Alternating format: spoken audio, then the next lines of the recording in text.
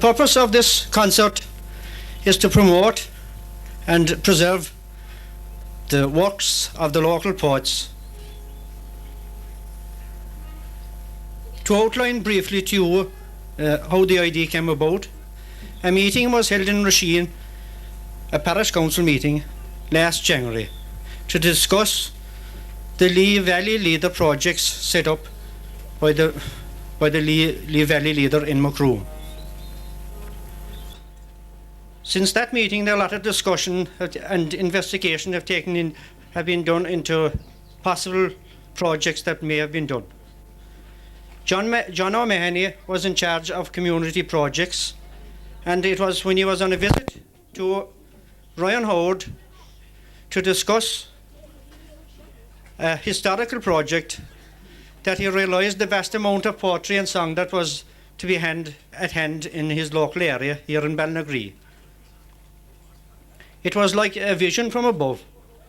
So at the next meeting he proposed that we perform and record all those songs and poetry at an open air concert here in Ballinagree. So here we are.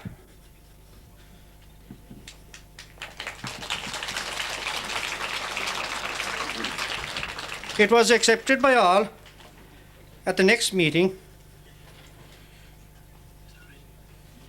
and so a committee was elected, which is now known as the Ahina Heritage Group,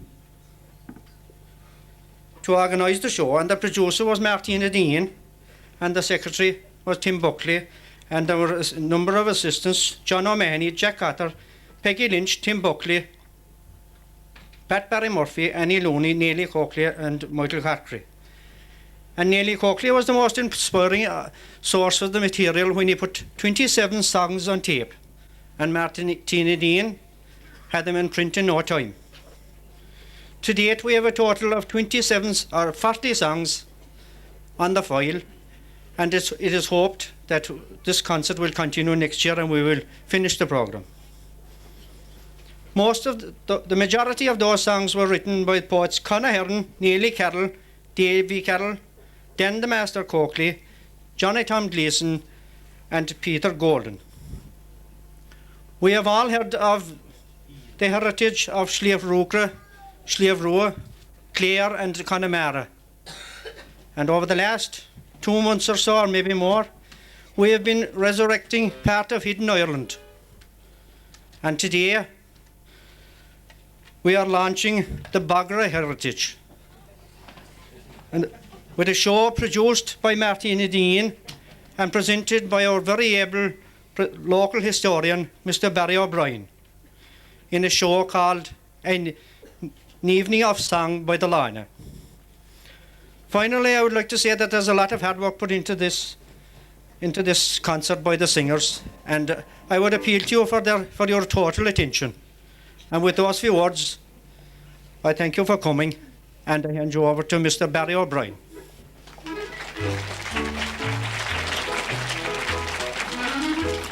Now, thank you very much, Michael, indeed. And ladies and gentlemen, I think we wouldn't want to underestimate at all the importance of this occasion. And to bring the whole evening, for our great pleasure, to bring it together, I'm going to call on each of the singers that will come before us this evening, because they're going to begin with a very special poem called The Fair Day in Macroom. And I'd ask you now to wait until they all come out together onto the stage, and I'll call, please, Nora Coakley, Jack Cotter, Rita O'Sullivan. You can come on ahead now, please. Michael O'Riordan, Annie Looney, Donald O'Callaghan, Nora McCarthy, Jim Toomey, Martina Deneen, Jim Crowley, John O'Mahony, Anthony Hubbard, Peggy Lynch, Patrick O'Sullivan, Sean Shannon, Laura McSullivan, Geraldine Kelleher, Conor O'Rourke, Hannah Mary Deneen, Siobhan Corkery, Dan McSullivan, Mary O'Regan, Noreen Spillane, Michael Bradley, Billy O'Sullivan, and of course, in between then, we're also going to have music, dance, recitations, and slow airs. Ladies and gentlemen, give them a big, warm welcome.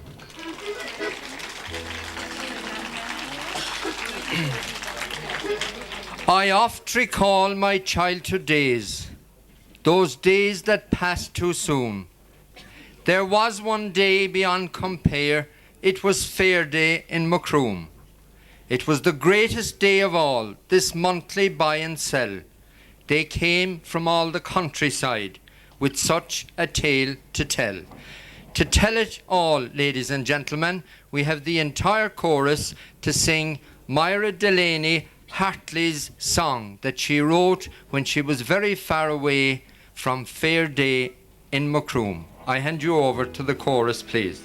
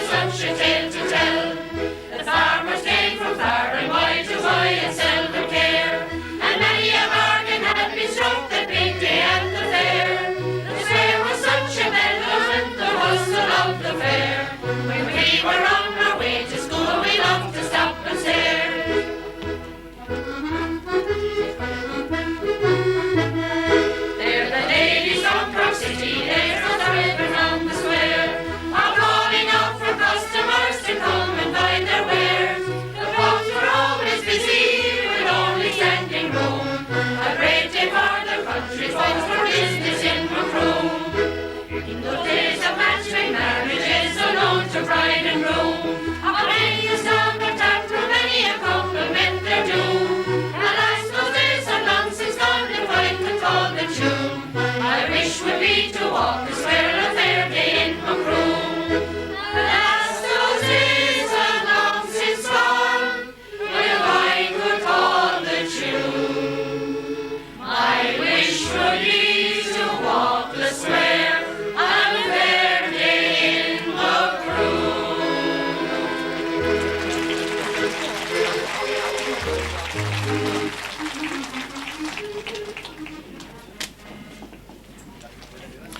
Well done indeed. And my wish would be to walk the square on Fair Day in Macroom. Now we come from Macroom up to Ballinagree and we go up there just to the right. And of course for our next song, and our song will be sung by Jerome Corkley, it's the School of Bandon. And I had a very interesting experience with this little song myself. When I went down to Bandon as principal, my predecessor was Padraig O'Gallagher, and he came into the office one day to me and he recited a verse of the School of Ballinagree, and I got him to write it down and I sent it to the Southern Star. But of course Jerome Corkley had it anyway, so it was safe. Now, the boys, the benches and the books I see in every dream, and memories sweet of playground pranks before my vision teem.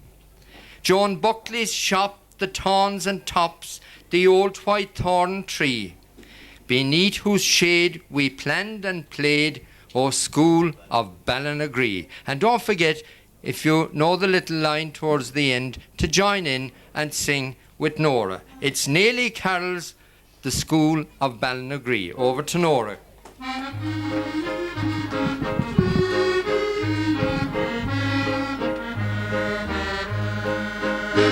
The mountains lift their heathery heads and streams come rolling down. Mid fields of gorse and fern-clad hills and boglands bleak and brown, their aged thorns cluster round a gently sloping lea, and nesting in the shade there stands the School of Ballinagree. Since last I sat within its walls, how many a year has rolled, and up the rugged road of life I'm weary, grown and old. Still fancy often makes me feel the thrill of old-time glee, and and bears me back to childhood and the School of Ballinagree. The boys, the benches and the books I see in every dream, and memories sweet of playground pranks before my vision teem. Joan Buckley's shop, the thorns and tops, the old white thorn tree. Beneath whose shade we planned and played, O School of Ballinagree.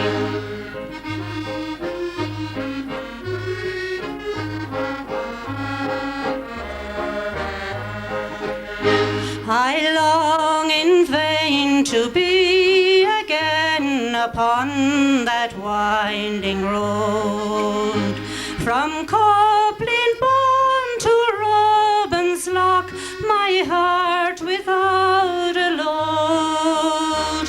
And oh, how grand 'twould be to see the bonny bird and bee, that music made in song and shade. God bless you, Ballinagree. And often on life's weary road, when friendless and alone, up through the weary space of years, my thoughts have fondly flown to visit haunts of happy hours and linger lovingly o'er one dear spot I ne'er forgot, the School of Ballinagree.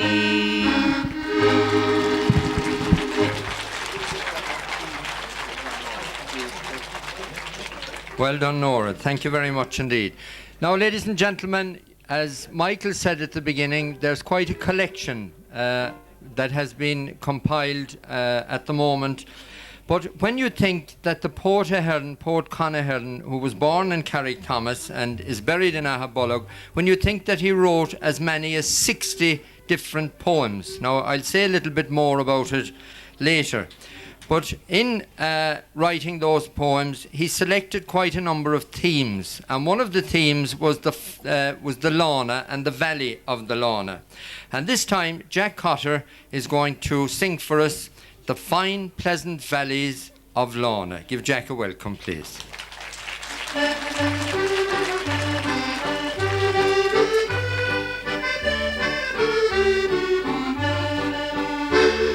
The Laune comes tumbling down from the hill. It's with a marble mill, and as it flows yonder by Arding's fine mills, what a beautiful curve its water. It's deep headed channel, it never runs dry. Have spring it got such a constant supply. A district more rich is not under the sky, like the fine pleasant valleys of Laune. When visitors come to this beautiful place, they're anxious for sport or to join in the chase.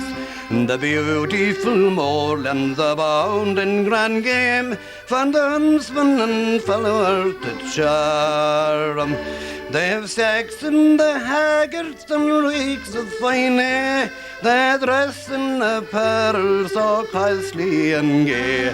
They can have for their breakfast bread, butter and tea, and the fine pleasant valleys of Laune.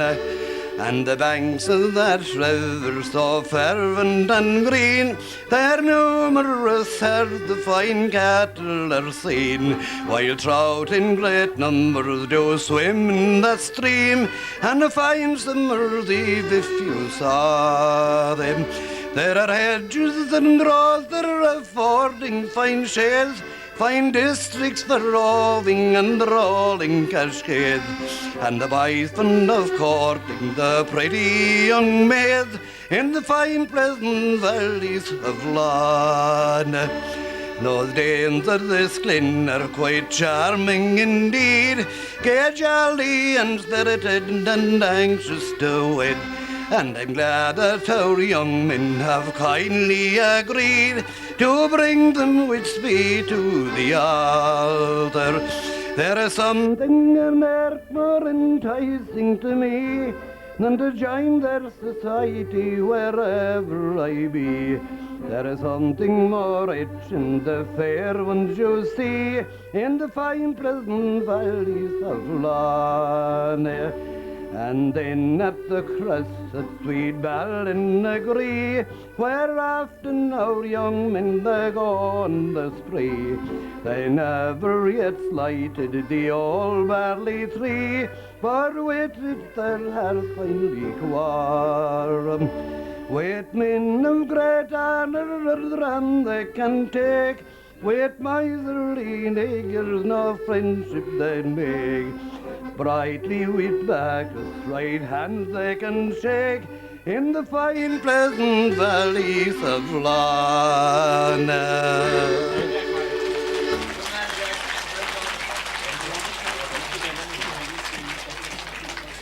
Thank you very much indeed, Jack. And I like those lines. And then at the cross of sweet Ballinagree, where often our young men they go on a spree, but never yet slighted the old barley tree, but with it their hearts kindly warm.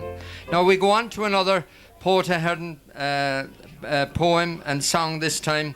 And it's interesting, where he's buried in Ahabolog, there's a little lament written on the headstone there. His memory in Laune will always be cherished. They think of still the noblest and brave. And in Laune Ahabolog he'll ne'er be forgotten, where they scooped for our hero a deep hollow grave. Now this next song that we have, it's evident that Porter Hearn had a very good eye for the ladies as well, because his description within the poem, The Rose of Carrick-Thomas, and nobody knows who the Rose of Carrick-Thomas, that was the great art that they had. Everybody was a rose then. Her coaxing eye, she looked so coy, her forehead high and arching. Her footsteps free, you'd think she'd flee, as o'er the fields she's marching. Now, that's just an introduction. Rita O'Sullivan will tell us more about the Rose of Carrick-Thomas. Thank you, Rita.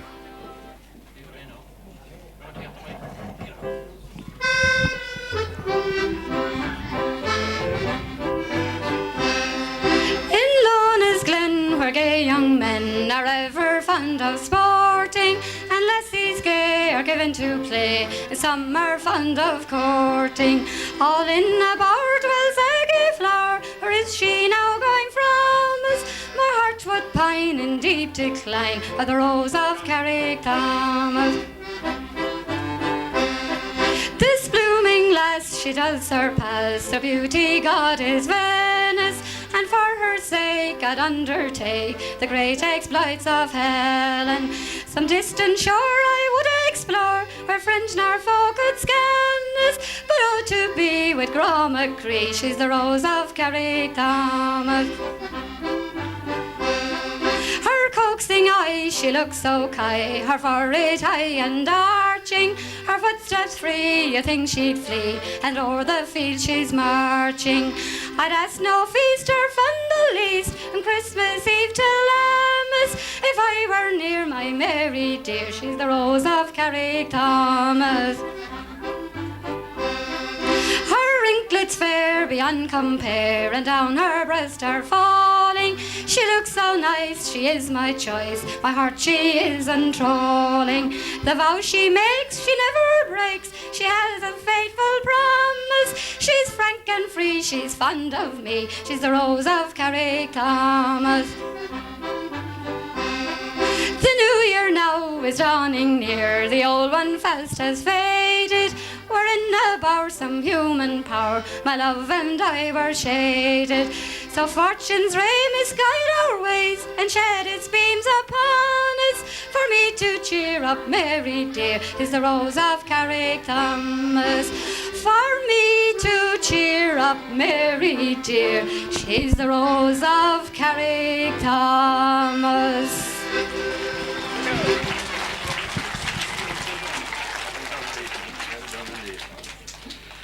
It doesn't take long to discover that the Rose of Carrick-Thomas, was in fact somebody called Lucy. L-U-C-E-Y, not L-U-C-Y. So Neely Corkley is not only well up with the times, well, he's well up with the times past as well. So that's who it was, the Rose of Carrick-Thomas. Now, I must extend an apology to the next singer, Michael O'Riordan, because I omitted Michael's song, The Bog Song, and that should be next on your programme there. And this song was written by John Toomey, again, a man well known to the area who originated from Kilcorny. A very fine song, a humorous song, and we hand you over to Michael O'Riordan, please. Thank you, Michael.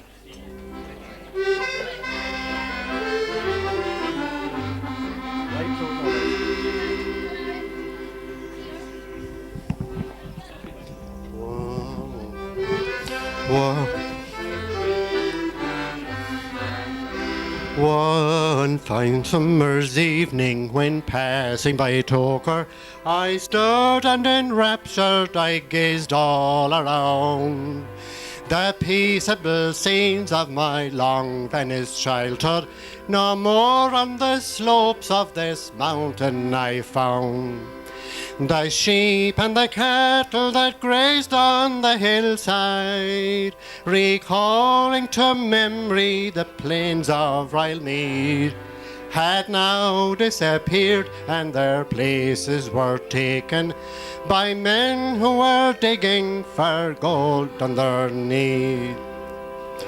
Those banks which for centuries lay sorely neglected were now utilised by each true Irishman to make his dear motherland more independent of England's support since this cruel war began.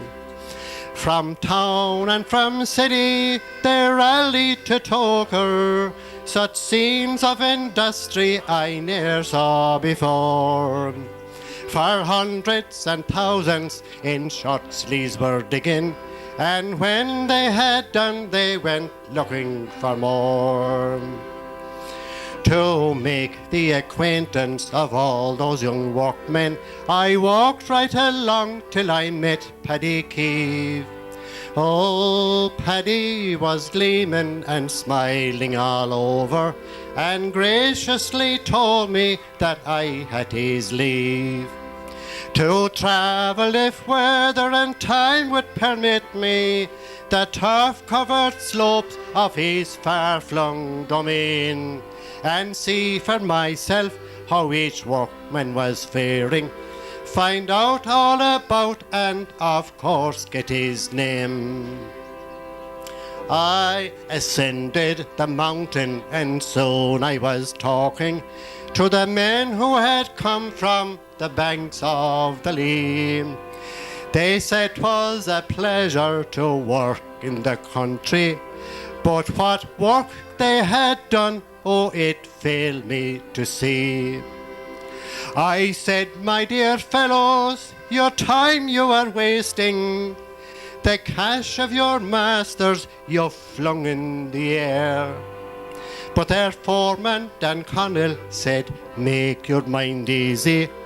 The Sunbeam and Wolsey have money to spare to supply the whole country with fuel for the winter, some hundreds of lorries each day without fail are drawing to Fermoy, to the Sunbeam and Wolsey, Middleton Cove and the town of Kinsale. Not a factory in Cork, in Macroom or in Mallow, not a chimney stack rising its head to the sky, but is puffing up smoke from the black turf of Toker, as if the importers of coal to defy. Thanks, guys.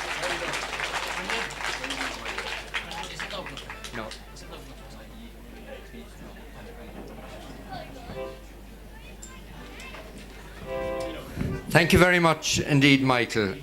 Now, ladies and gentlemen, two gentlemen here that have a long evening, but we'd like to get them to play a tune or two before we have the next item. Give a welcome, please, to Dan and Jerome Corkley, please. Thank you.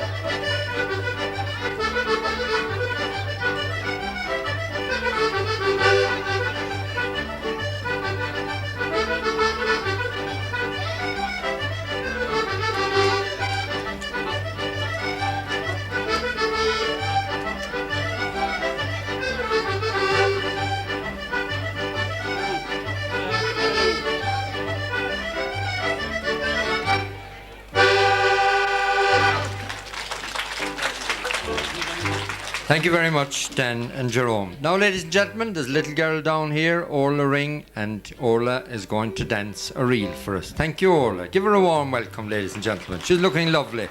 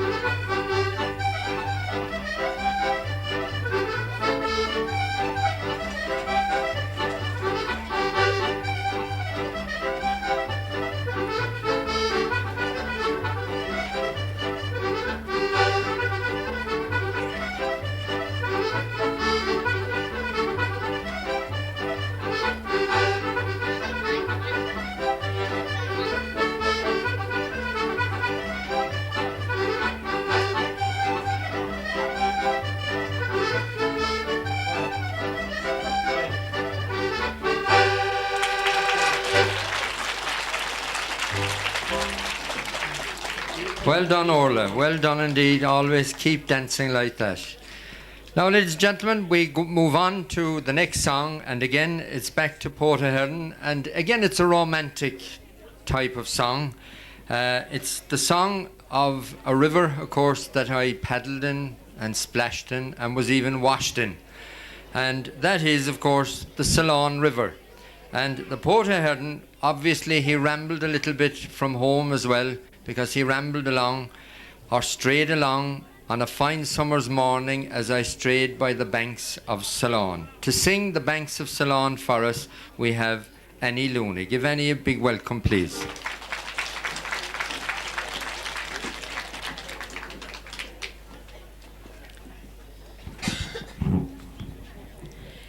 It being early on a bright summer's morning, as I strayed by the banks of Laune, to gaze on the beauties of nature that graced every woodland and Laune.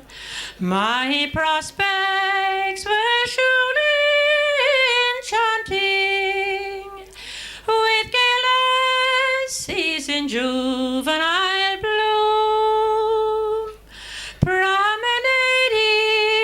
by the banks of that river that flows through the town of Macroom.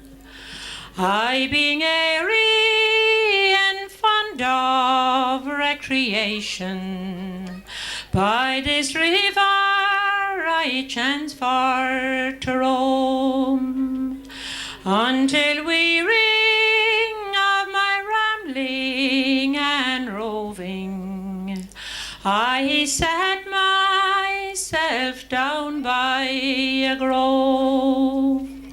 I sat for some time meditating, until Sol her bright rays had withdrawn, when Adam's queenly appearance came down by the banks of Laune. Oh, we talked and we walked on together, inhaling the sweet pleasant air, till at length as we passed by a mansion, she said, "Sir, my father lives there, where I ruler of France or of Russia. It's with you I would soon wear the crown, and join you in wedlock, my darling. You're the beauty of sweet Massey Town." Oh, now I'm retired from my story, with a heart full of sorrow and grief. There is no one on earth to console me, nor give me the slightest relief. I will roam through the African desert, until death will call me to my tomb, for the sake of the charming fair Helen that I met near the town of Macroom.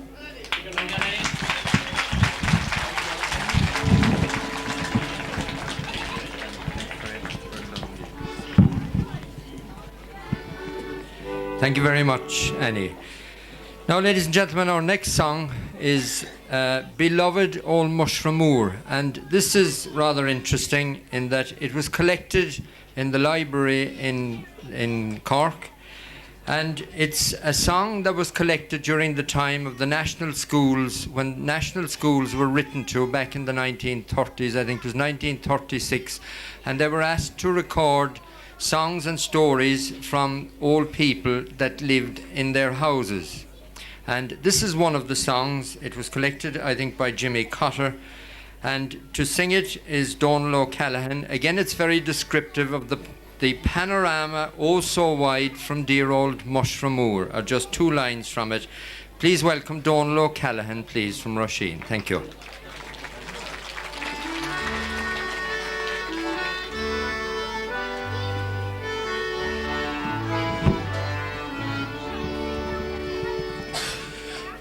How fancy's flight gives vain delight, fills pleasure's cup anew. What blissful thoughts of filial hours, when sorrow's pangs were few. of days when I, a carefree boy, once scanned the mountains o'er, that tower so high between earth and sky, beloved old Mushramore, where the fern waves in splendour and the skylark plays his tune, and the Laune's laughing waters adds enchantment to Macroom, and Mount Massey's flowery bonnet to celestial heights that soar. Your satellite, dear potentate, beloved old Mushramore. When summer dons its bridal robes to woo the smiles of May, no Maggie brush or fairy hand could trace a scene more gay. Ascend to St. John's holy well and view from there a store this panorama view so wide around old Mushramore.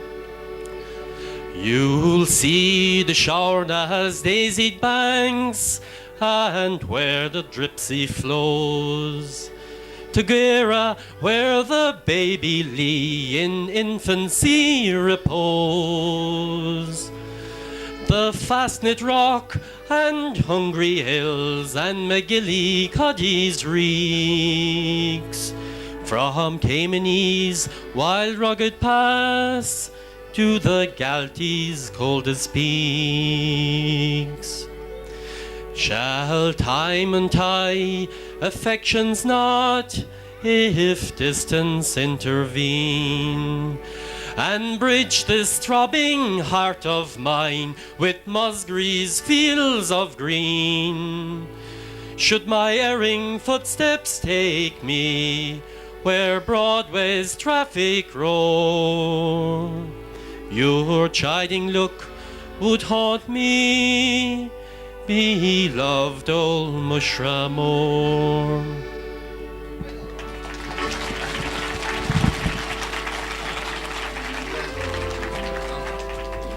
Thank you, Donald. The road to Ballinagree. It's indicative of Neely Carroll being a bit of a trickster when he was a lad, I think. We broke down the farmers' ditches, sure we cared not if 'twas wrong. We mocked poor Michael Darragh, and we teased poor Dinny Long.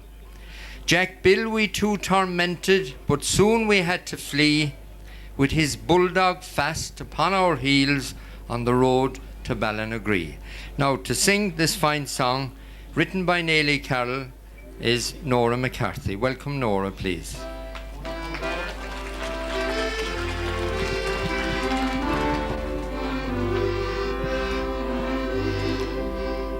Whene'er I'm in a sporting mood, my thoughts they fondly fly back through the maze of many years to happy days gone by, and memory holds its mirror till infancy. Now I see every rock in Carrick Thomas from the road to Ballinagree.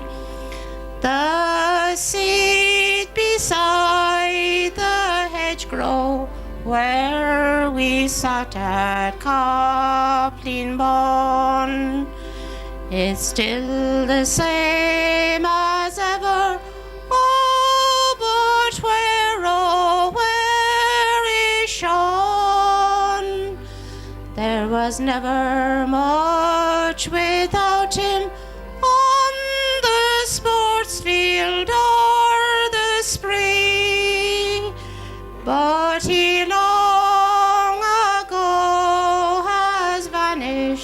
from the road to Ballinagree. I see all familiar faces, feel the thrill of youthful joys. I can hear loud voices calling and the laughter of the boys. They were schoolmates in my childhood till infancy now I be. With my sack upon my shoulder on the road to Ballinagree. Now the master he was stern, but a man of haughty means. He ruled his noisy mansion with a rod from Cairene. In spite of all his teaching, our rebellious lot were we, and the law we disrespected on the road to Ballinagree. 'Twas a day of great excitement, sure our sides were splitting then, when Jamesy found the leprechaun in Horgan's Farsy Glen. He raised his eyes in rapture, "I have gold at last," said he. But the leprechaun then vanished from the road to Ballinagree.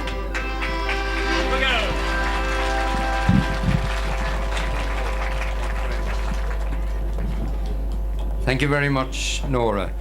The next song comes from Knapogue, and it's a song that's being sung by Jim Toomey, and the song was written by his uncle. He was Michael Toomey, or known as Michael Paddy or Mick Paddy, and he wrote this song while he was in London, and it's a lament, of course, for Knapogue. Give a welcome, please, to Jim Toomey. Thanks.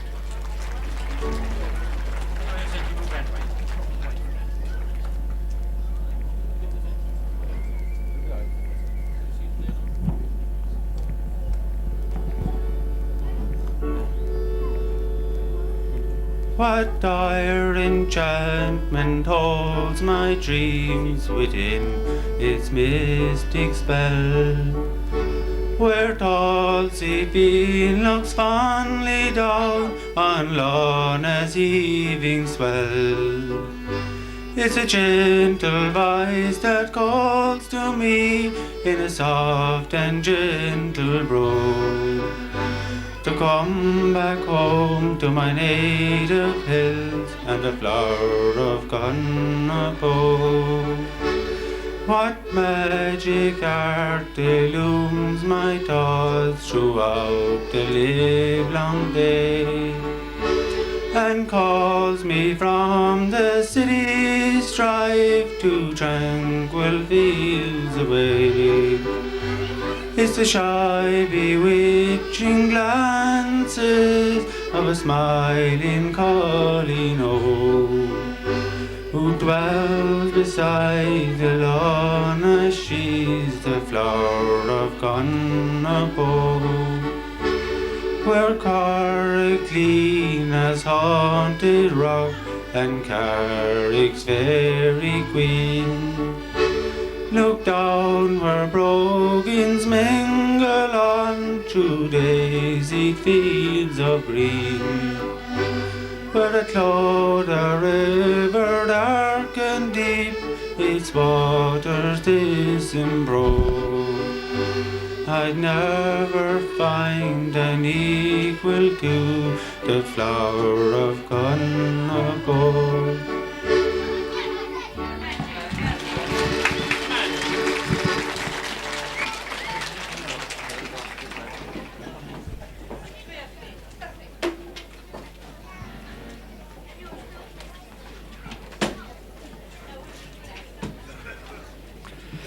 And now, ladies and gentlemen, we have a change from songs to a story, and the story will be told by Mick Lehan, and it's really about the Blacksmiths stations. And I suppose if you pay close attention, you'll understand the definition of a Sussex cock, substitute and detailing a dog. So it's the Blacksmiths stations. Welcome Mick Lehan, please.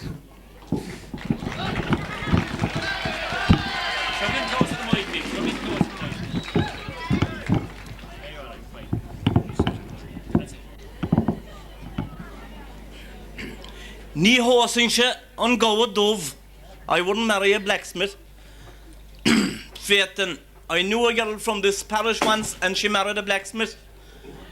Not that there was any fierce out-and-out love between them as such. Just that she was a Yank and home fresh from America and had a few dollars, and he had a bahani of a house in the corner of the field. So they made match and they made history, do you see? For they were the first couple from this quarter to go on a honeymoon. Well, when they came home from the honeymoon, they came off the train below in Glenmoire station in Cork, and she turned to him and she said, do you know, she said, they're all looking at her, she said. I suppose they know we're fresh from the altar. I know, is there any way, she said, we could actually convince them we're fresh from the altar? Oh, by God, there is, says the poor blacksmith. I'll catch a hold of all the old bags there and walk away mad in front of her. Be that as it may, they came home to the bahani in the house in the corner of the field, and she started putting into effect, do you see, ideas she saw for them. This colour on this wall, that colour on that wall, and another colour on the other wall. Sure, the poor man Ian was nearly demented. Every evening when he came home from the forge, he'd be introduced to a new item of cutlery. A butter cooler with a roof on it, if you please.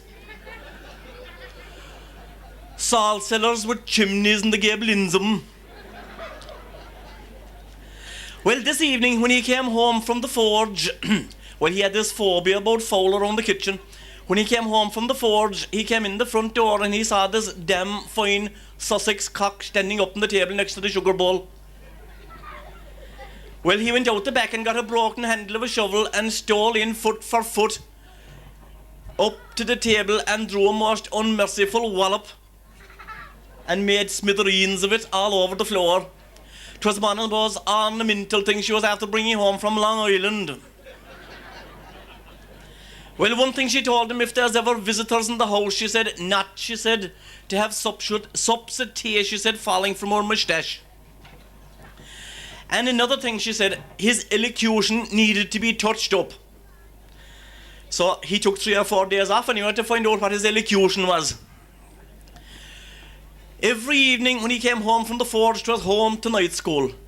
You see, he used to say things like he have and she have and they has.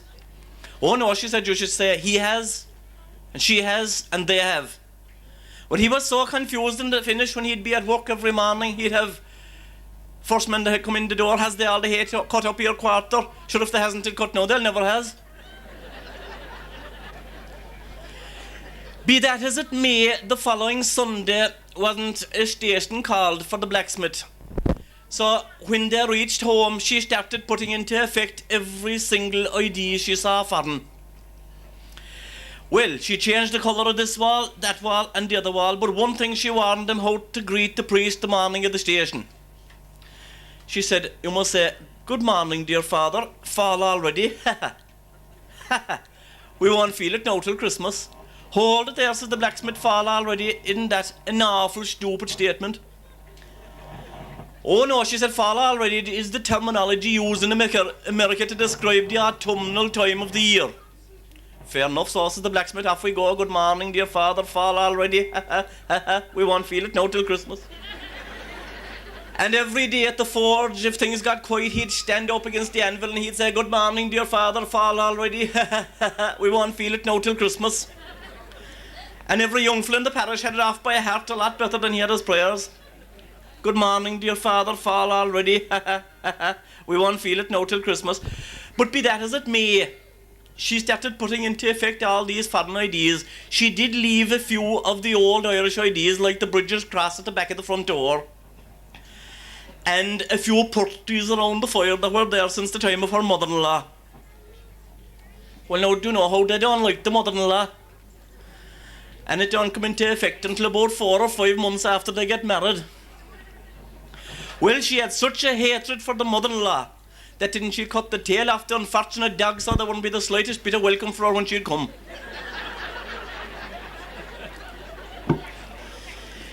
Be that as it may, the day before the station came with a bang, and to take away all the butterflies and nerves, the poor blacksmith went to the local taverna and started imbibing in high energy giving intoxicants. Well, when he was coming home from the pub that evening, he was going over a bridge and he put his 2 elbows up on the wall and he was looking in at the water going down or the bridge going up, he wasn't sure. And there was this widow came along and she said, tell me, she said, what are you looking in at and what are you thinking about? Well, he said, I was just concentrating where the centre of gravity in my body was when my 2 elbows were up here and where it was when I fell back on my feet. She said, where were you all evening? He said, I was sitting up in a high stool drinking porter. Well, she said, there's no prizes for guessing where the centre of gravity was while you were doing that. Be that as it may, he came home and she put him to bed early and he fell into a deep sleep, colossal, like they say around Ballinagree. And lo and behold, 7:30 came with a bang in the morning. Well, the Yankee woman was up early and she had everything spick and span and she looked out the window and she saw the parish priest below at the end of the pat, standing at the wicket gate, big black hat on him and 2 eyes open like the tops of buckets. Well, she caught a brush and hit the 2nd step of the stairs such a wallop that the poor man in above jumped 1.5 feet off the bed and out onto the floorboards. Well, he went into a pair of slippers and crossed the landing and came down the stairs like the devil and the 4 winds were after him. And he crossed the kitchen like a man that had been close to nature, Maradefa. Well, it being the autumnal time of the year, well, when he opened the front door, no sooner his 2 crooked legs hit the footpath when they were taken from under him. And he went skeeting down the path towards the wicket gate, 2 hands in the outstretched position, and he said, good father, dear morning, what a day you came. I have a pain in my ass from the fall and I'll feel it now till Christmas.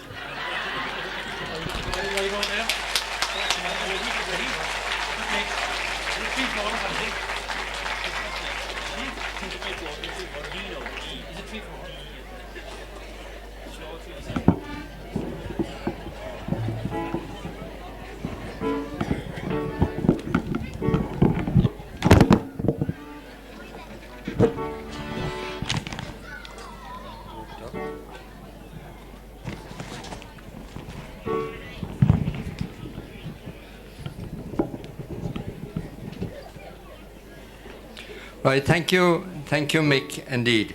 We go back to a Porter Heron song, and probably a song that's best known, Tons of Bright Gold, and you all know the chorus, and for Tons of Bright Gold, of course, I'll not tell her name. And the song will be sung by Martina Deneen. So give Martina a welcome. Thank you very much. You wanted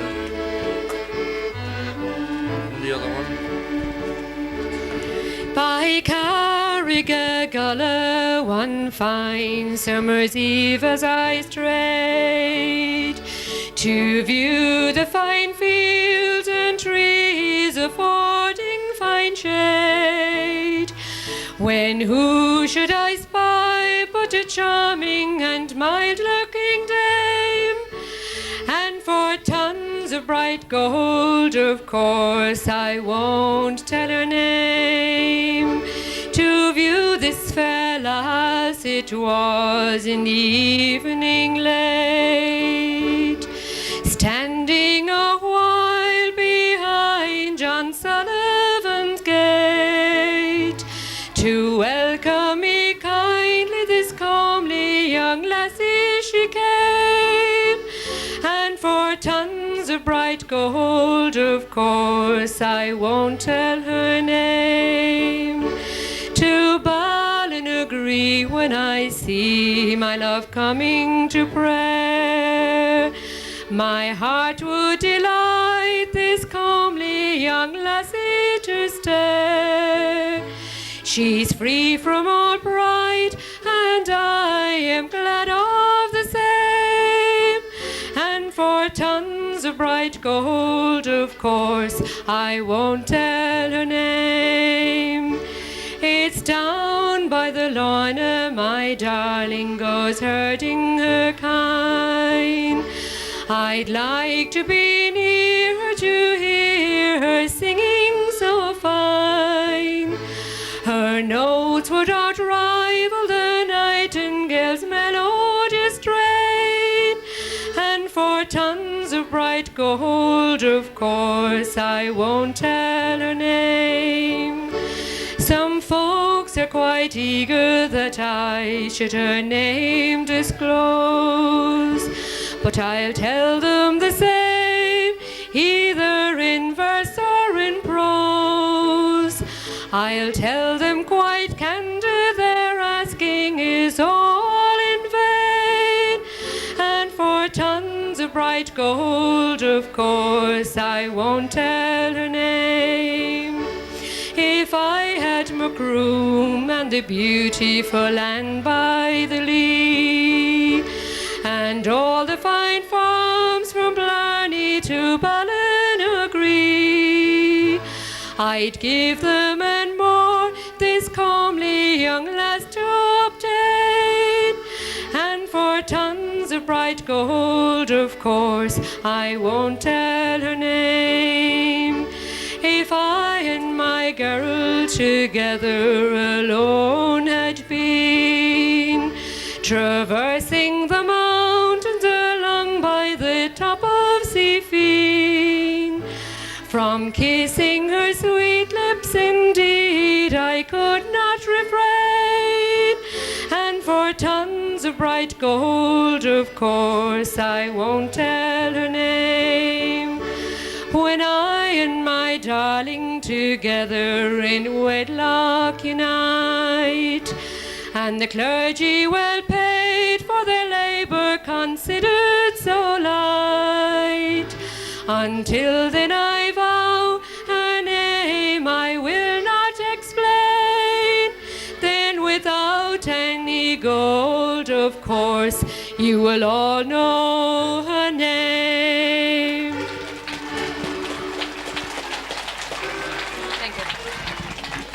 She's not only a good organiser, she's a good singer too. Thank you, Martina.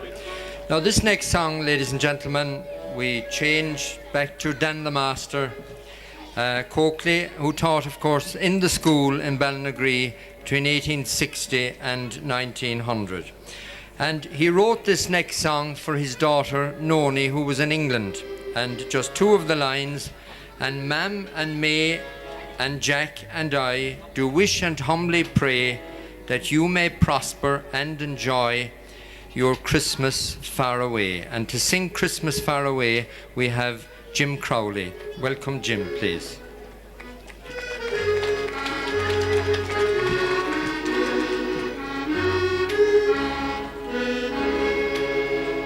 I'll sing a song of days gone by, when fate was true and strong. The evil castles in the sky, and filled the halls with song. My yearning heart beats gladfully, remembering with delight the fun we had on St. John's Day, the joy of Christmas night. I'll sing, oh, come raise the ye, we are far some to roam. Many have crossed the dark blue sea, and more have stayed at home. And many more beneath the sod repose in sleep serene, forgotten quite eternal God, as if they ne'er had been. I'll sing a song of Christmas night and of the Christmas fire, and all the windows for light, and Jackie walks the mire. The lanterns glinting here and there, and then I think and say, this blessed night, how does it fare with Nora far away? Does she sing her sweet songs yet when nature seems to rest? Or does she chant to Margaret the bayous of the west? Does she recall home sings to all where Lyra ripples by? And Moistramore, whose tall frost door moves darkly to the sky.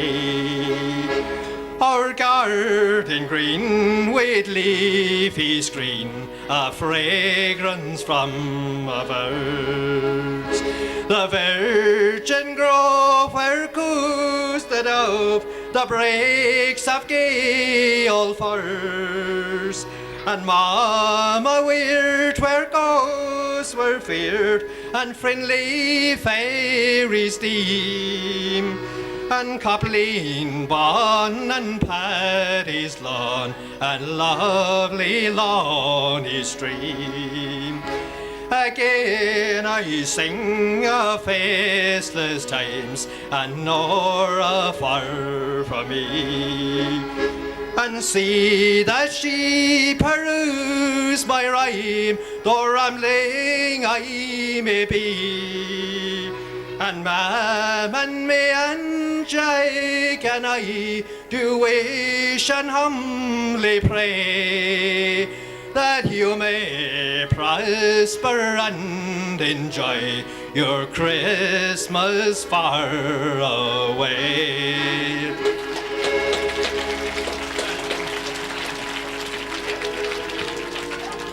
Thank you very much, Jim. The next song is The Maid of Mill Street, and this is a Porter Hearn song, and there's an interesting little story with it. It's said that that Porter Hearn went to Drishan, to Mill Street, to collect some lime, and while he was waiting in turn to collect the lime, it's said that he wrote this particular song, and he handed it to the owner of the kiln or the quarry, whichever it was, and the owner was so impressed that he said to him that the next time he'd come for lime, that he could get the lime free. And the poet said he'd prefer to be served faster rather than getting the lime free. So to sing this song, it's a fine song. It's The Maid of Mill Street, and welcome please John O'Mahony. Thank you.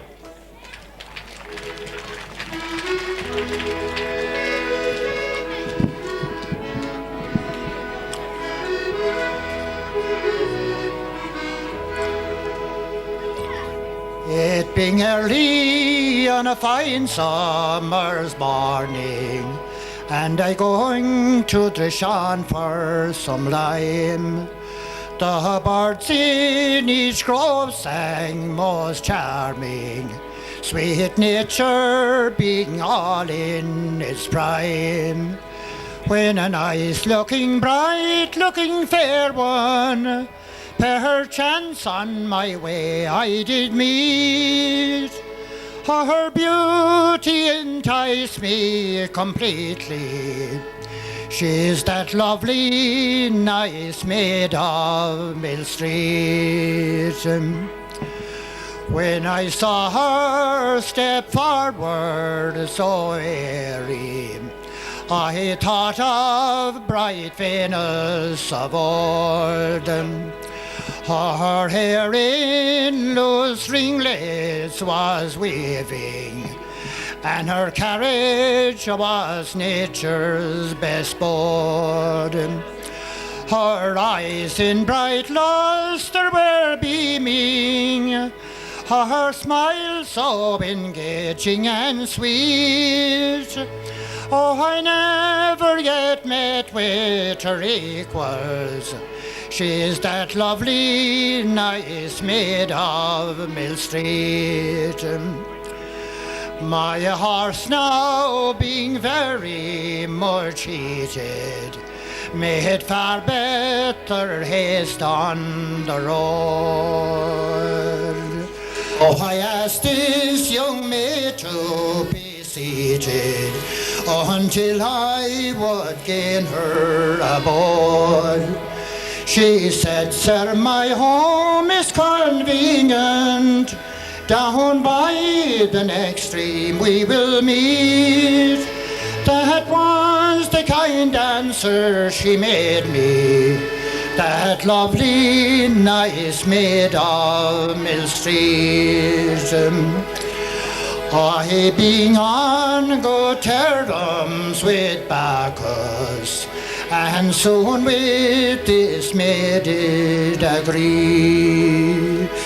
Being proud to receive such an answer from one so unacquainted with me.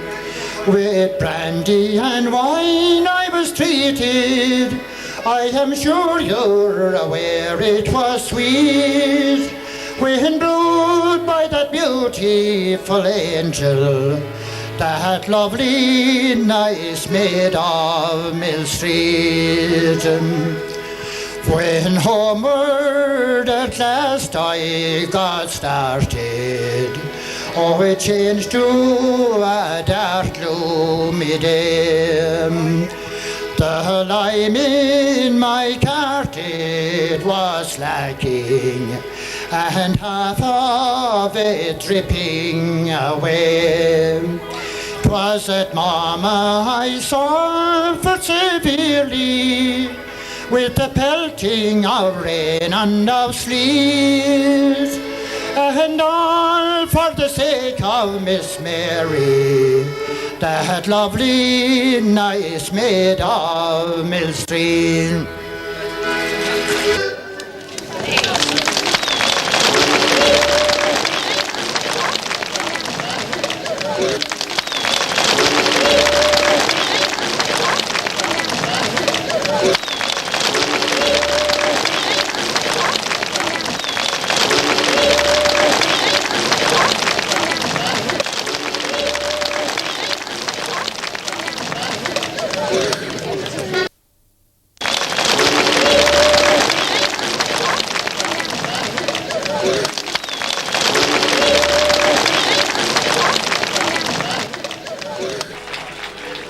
Well done indeed, John O'Mahony. And John certainly has put in a great effort in terms of making this presentation for us all here today. Thank you very much, John. Well done. And now, ladies and gentlemen, we come to a modern song, and of course, like all the older writers, the newer writers as well, they write about local events and happenings, and this song is about the Ahina team that won the Mid-Cork in 1980, and it was written by Eileen Hubbard, and Eileen is here. I think you should give Eileen a big round of applause as well. And the song will be sung by her son Anthony, The Boys of Ahina, and the melody of course is The Boys of Kilmichael. Welcome Anthony Hubbard, please.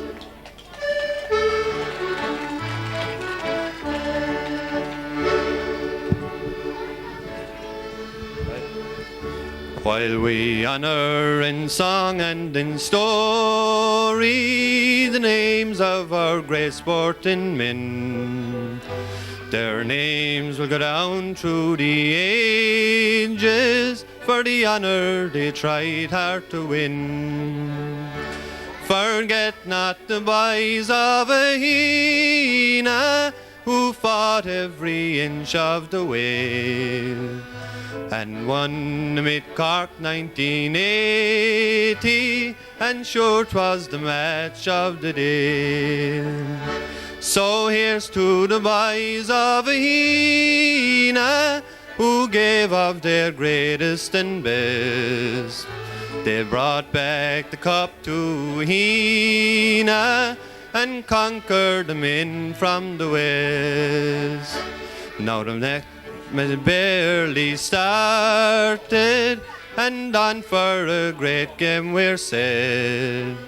With a kick from the boot of Sean Neri, drove the ball to the back of the net. 2 points against the wind to their credit. We thought they would stay down the line. With the ref and the wind in their favour, Kilmichael were up at half-time.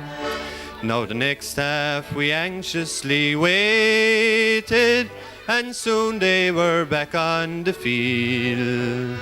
The scoreboard kept changing quite often, but our boys they never would yield. For the back line was moulded like plaster, and the goalie he sure made it shine.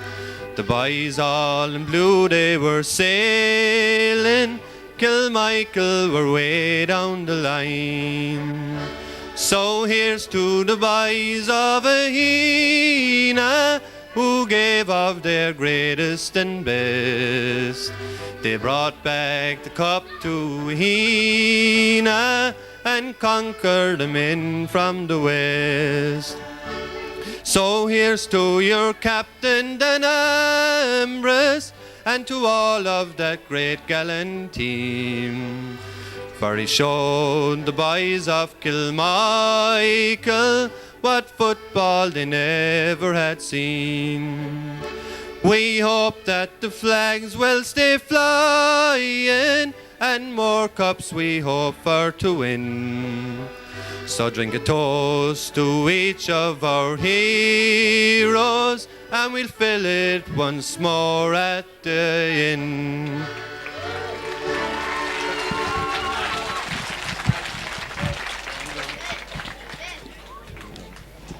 Thank you very much, Anthony. Now, ladies and gentlemen, we're going to have a set dance, and I'd like the set dancers, if they could come onto the platform here in front of us, please.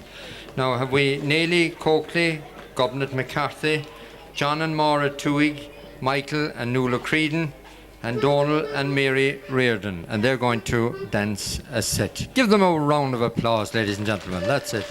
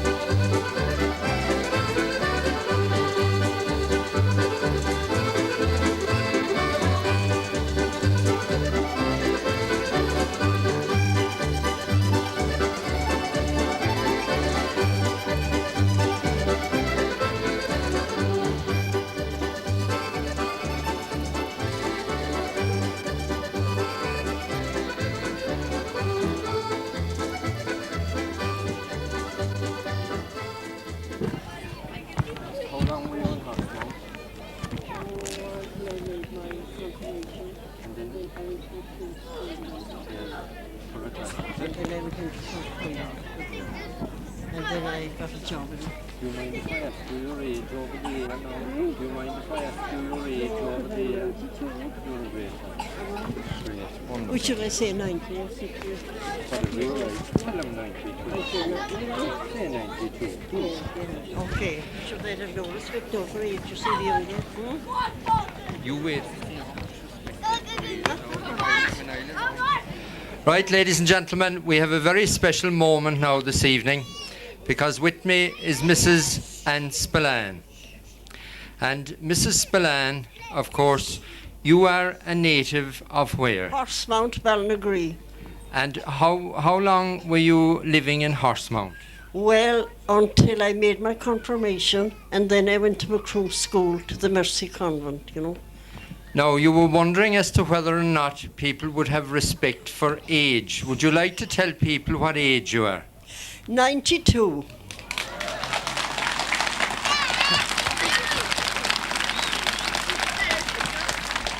No, I'm quite sure you have no doubt that they have great respect for age. Thank you very much. Now, you're a very special person here today.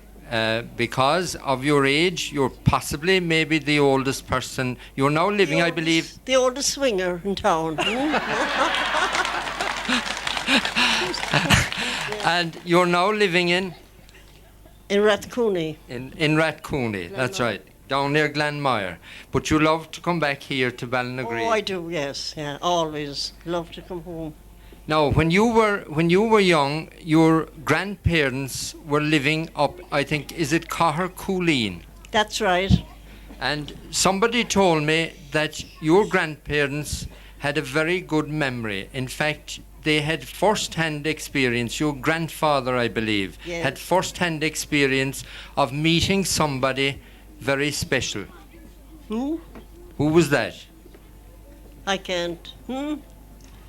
Your grandfather, I believe, met... Oh, yes. Daniel O'Connell. That's right. Yes. And he used to wave going from that place. There was a by road from between Ballybona and that place, and he was on horseback, and he used to wave to them, and he was thrilled. He was only a young fellow, of course, at the time. He used to come along by the old Yes, Kerry Road. Yeah, into the Cork courthouse, or, you know, there were different cases. You heard of them, of course. Yes. Now, when you were up in Cahercooleen, what kind of a life was it in Cahercooleen at that time? Oh, to me it was heaven's reflex. Lovely. Yes. Yeah. And you also, I believe, you were very special as well, because your aunt was related to Dan the Master Corkley. Is that correct? She was his wife. She was his wife. So we have a very important connection, again, a first-hand connection here today. Now, you have, I know, a little verse of a song which will be sung in full here later on today, but we'd like to hear your version of the verse of the Blackberries. Would you sing that for us? Oh dear, I'm afraid the old voices are getting very husky. Well, my voice is husky and I'm only crawling up to you yet. The hills are clad in purple and the lark is warbling high. This calm September morn when no cloud o'ercasts the sky, as down from Mama Valley comes a cool and gentle breeze. So won't you wander there with me and pick the blackberries? Oh, I was No more? That was absolutely wonderful. Now, there's another little recitation that I want you to give us. It's really a prayer. It's a prayer of St. Patrick that you learned when you were very young, I believe. Do you remember that little prayer? I learned from Mrs. Dwyer in Ballinagree School. Oh God, who sent amongst us, is that the one you want me? thy blessed servant St. Patrick, and inspired him with love and zeal for the Irish nation. Grant us, by his powerful intercession, to love and honour that holy prayer which he planted in our midst, and so regulate our lives that one day we may reign with him forever in heaven. Well done, well done. What age were you when you learned that? I'll ask you about that 7, I'd say. now. What age were you when you learned that little prayer? It would be about 7 years. About 7 years. So Mrs. Dwyer was my teacher. I'm kind of stuck with it. You're not stuck at all, no. Now, there's one other little thing I want you to tell us, is that there was a mission, I believe, held here in the church in Ballinagree one time, and there was some little story about the missioner and the 10-bob note. Could you tell us about Yes. This priest who I met over in Loretto, in Rome, and he said to me, when you go back, I said, I'll tell all the people in Macroom that you were asking for them. And if they don't mind the people of Macroom, tell the people of Ballinagree, he said, that I was asking for them. One time, I helped in a mission out there, and as it was closed, he asked one of the people around, what did you think of the missioner? Well, the man said, well, to tell the God's truth, you didn't leave a mortal sin or a 10-bob note in the parish.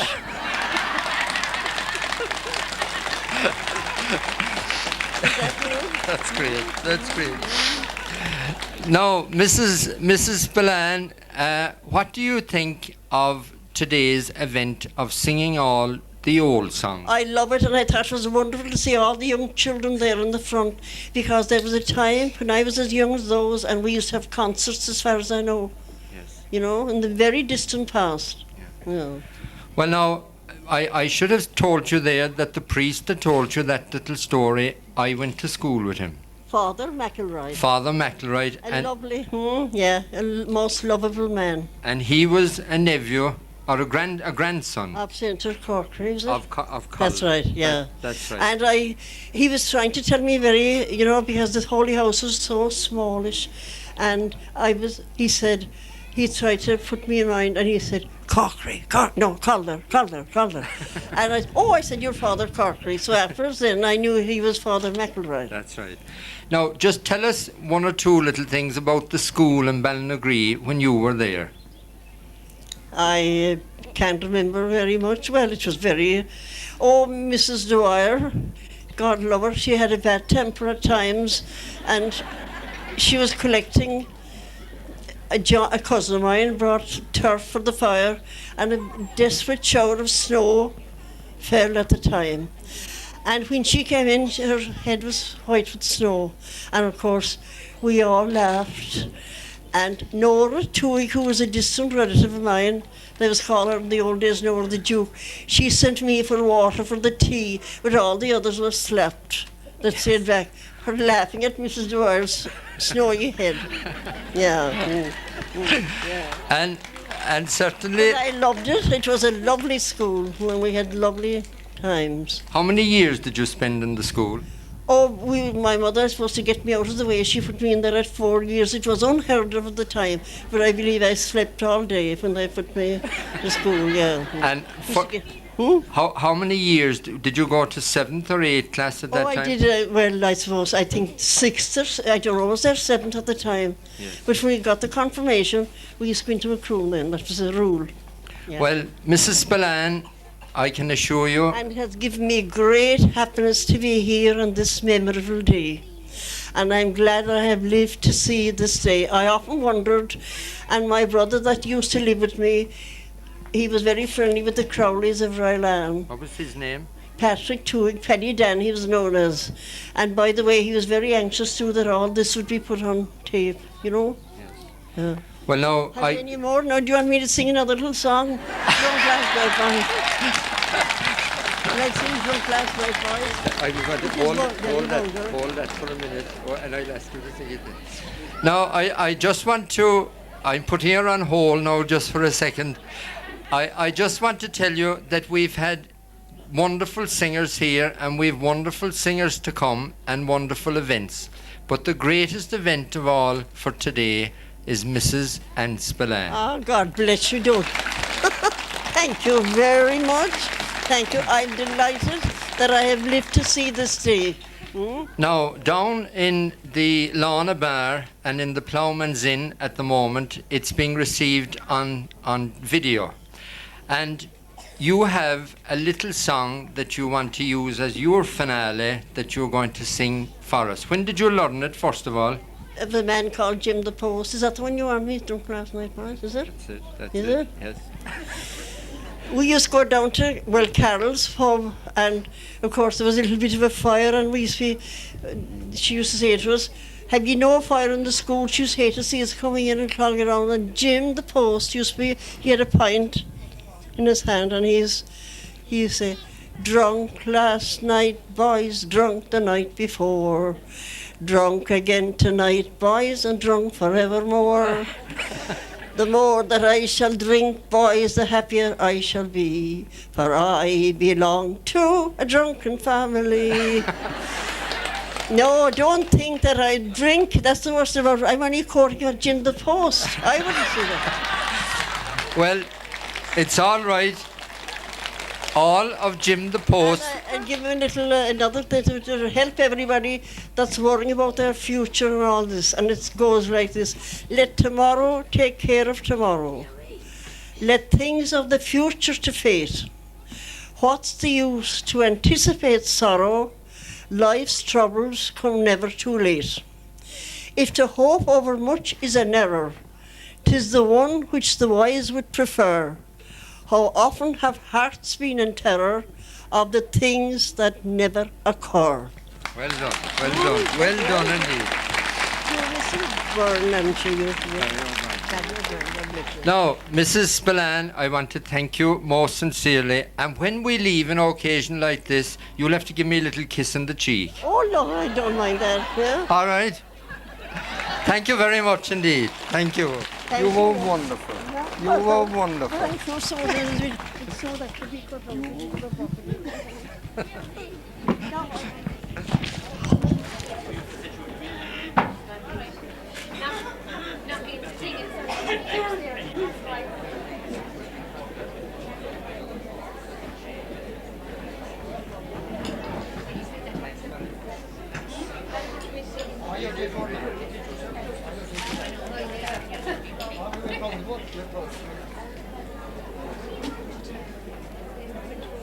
Dan, just stick to the pages inside the bottom of the clips, no? And just hold it down. The other one. Peggy's on the bottom. Peggy's down that side. Ja. In the cover. Ja. Inte many more.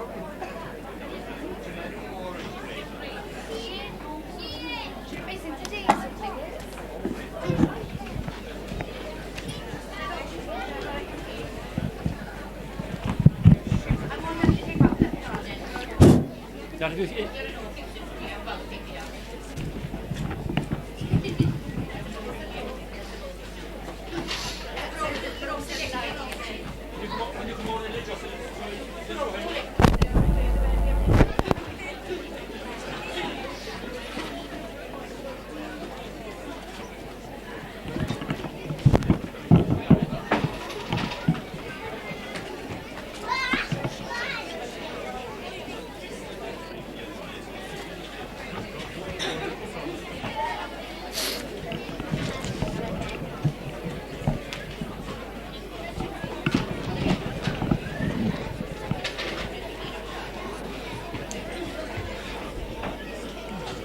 We'll now continue, ladies and gentlemen, and I think just before we do continue, would you please give that wonderful lady, Mrs. Spillane, would you give her a big round of applause, please? Thank you so much indeed.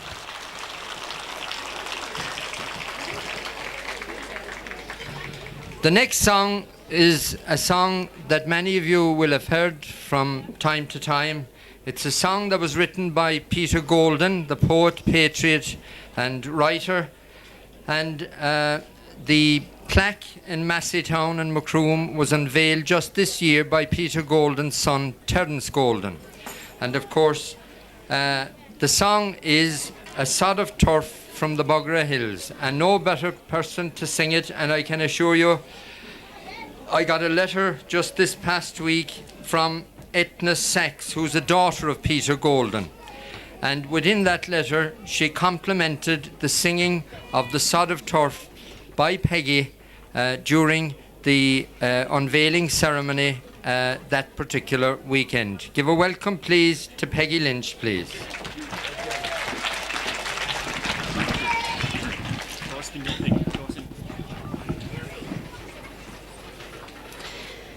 I'm sitting watching the coal fires burning. My heart and thoughts, they are far from here. In fancy's wings, they are returning to where Cork's dear old peaks appear. There is something here on the shelf before me, and oh, what rapture my heart it brings. What a flood of memory it brings o'er me. A sod of turf from the Ballinagree hills, a sod of turf that with devotion I took from home as a souvenir. But little I knew that beyond the ocean it would one day cause me to shed a tear. And could I stop my tears from flowing at the thought of Ireland's vales and hills? And would I stop my thoughts from going in fancy back to those Ballinagree hills? Old hills in your bleak majestic splendor, you are far more dear to me. Your memory awakens thoughts most tender than all the beauty that here I see. For those city lights may be grand and glowing, but oh, my bosom with sadness fills. Oh, I ever long for soft breezes blowing across the dear old Ballinagree hills.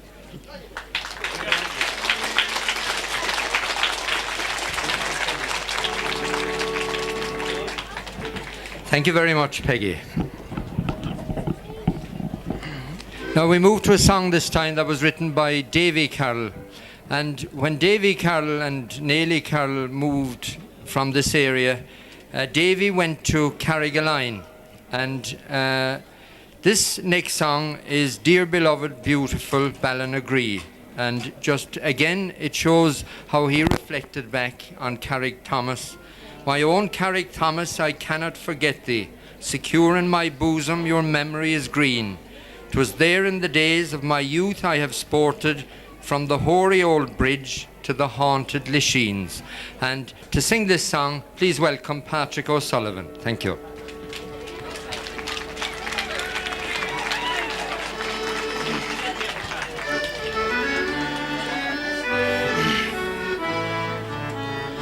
There are times when old memories come crowding upon me, alas, recollections and pleasures of yore, and the voices of olden companions keep sounding down here where the surges are beating the shore.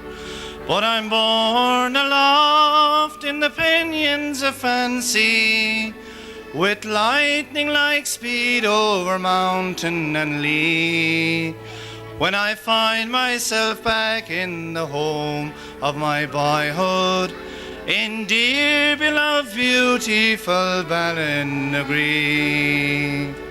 How I'd long to be back there the day of the races, to join with the lads in their frolics and glee, and to hear their gay laughter so merrily ringing. Oh, naught in this earth would be dearer to me. The racers perhaps may be lacking in beauty, their limbs may be stiff and their backs may be sore, but their racing to me it seems far more delightful than far-famed old Derby or wild Baltimore.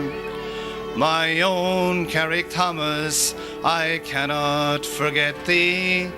Secure in my bosom your memory is green. 'Twas there in the days of my youth I have sported, from the hoary old bridge to the haunted lacheens. The mounds and the stones have their mystical meaning, and time-battered remnants of Druid and Dane. The caves where the swallows made nests in the summer, the rock keeping vigil on top of the lane.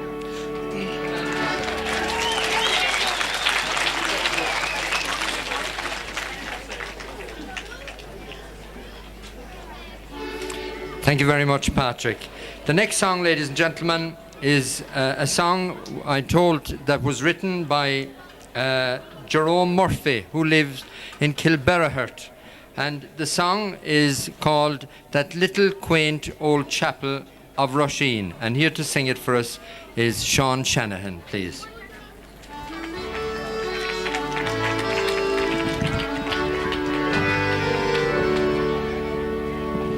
There's a stream that headlong rushes among the golden blossom bushes. There's a lonely clump of larches may be seen, whose old roots the stream is laving, while amongst their branches waving smiles that little quaint old chapel of Roisin.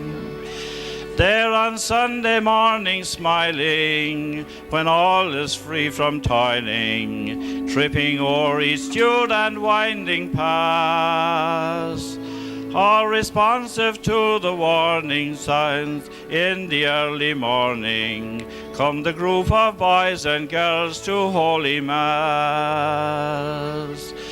Though my prayers were oft neglected, when my visions were directed to an angel-featured nymph of 17, and I wished that at the altar, with the matrimonial halter, we'd be bound some happy morning at Roisin. But like some blooming flower, the fairest in the bower, which blooms today, tomorrow is decayed. Thus my hopes, like all the others, withered strands and vanished brothers, with sinking hearts I see them sadly fade. Many years of joy and sadness, lit with fitful gleams of gladness, have passed alike through desert and demesne, since we reckless youths assembled, and some of us oft trembled, to hear kind words of counsel at Roisin. Thus the exile o'er the ocean, o'er the crested wave commotion, have beheld with tear-wet eyes that well-known scene. When they turned their longing eyes on one bright spot on the horizon, it's that little quaint old chapel of Rasheen.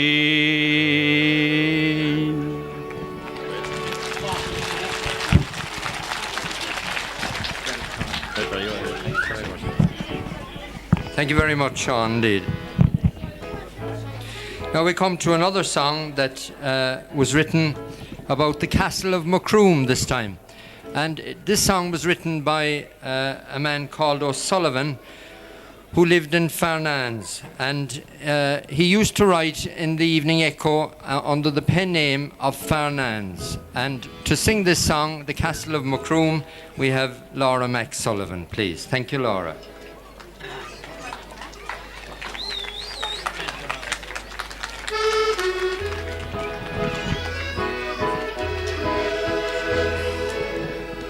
Alas, those walls came tumbling down. Alas, they stand no more. Where dwell those noble clansmen, those gallant men of yore? Within its walls where they were born, and many met their doom. We all lament the day it went, the castle of Macroom.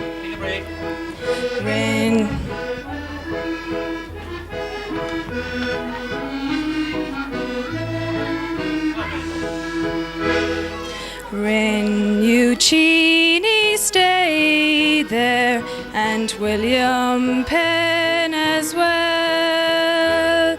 If those walls could only speak, what stories they would tell. The proud Salon flows gently by as I sit here in a gloom. It seems to say a sad farewell to the castle of Macroom. The castle grounds are lonesome now, we miss their ancient walls. For the older generations, happy days they must recall. Many's the happy hour we spent, and many's the love did bloom. Many's the maid was wooed and won by the castle of Macroom. And now to end my story, sad though it has been, those walls are forever gone, but their grandeur we have seen. My thoughts go back to happier days as memory fills this room.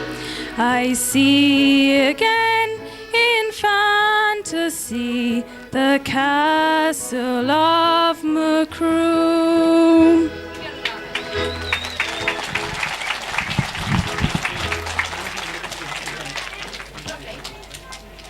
Thank you very much, Laura.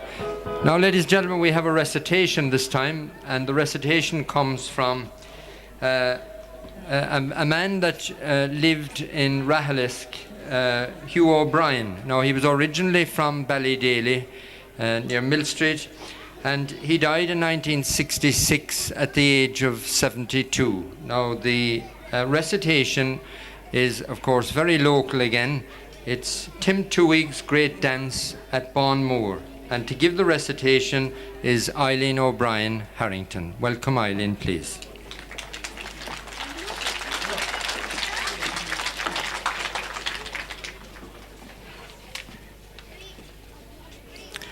Many's the dance hall I've been at, many's the wedding and ball, at the parties that arise in each season. In my time, I've been to them all. But to give you my honest decision, there's none of them yet, I am sure, that rivaled such glow and such splendour as Tim Tuig's great dance at Bonmoor. That evening I said I'd get ready. The river, it was rather high, so I walked round the road fine and steady. My stockings I meant to keep dry. The motors their horns were blowing, their headlights they did me allure, and soon I found out they were going to Tim Tuig's great dance at Bonmoor. I was met with a right hearty welcome, right hearty, not empty nor vain, for Tim has a heart for receiving, and so has his wife Hannah Lane. The music was playing as I entered, the couples were out on the floor, and they battered it left, right and centre at Tim Tuig's great dance at Bonmoor. The parlour itself was a splendour, a glow lamp hung down from a beam that rivalled in glow and in beauty the light of the great Shannon scheme. A clothes rack hung right as you entered, your coat and your hat to secure. There won't be such a thing through this winter like Tim Tuig's great dance at Bonmoor. Now, they say there's no price for cattle, and the times they are rather queer, and marriage the young folk won't tackle, because nothing is sold at the fair. Now, whatever they say about cattle, there's one thing that I am quite sure, that marriages we'll have in plenty from Tim Tuig's great dance at Bonmoor.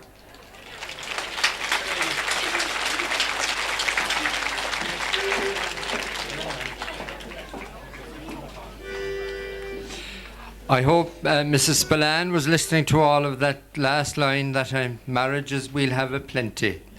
The next song, ladies and gentlemen, we go back to Dan the Master, and it's said that Dan the Master used to hold regular sessions in his house, and of course he wrote the song The Blackberries that Mrs. Spillane sang for us. And he also wrote this next song. It's called The Maid of Allahabad. And to sing it, please welcome Geraldine Kelleher. Thank you.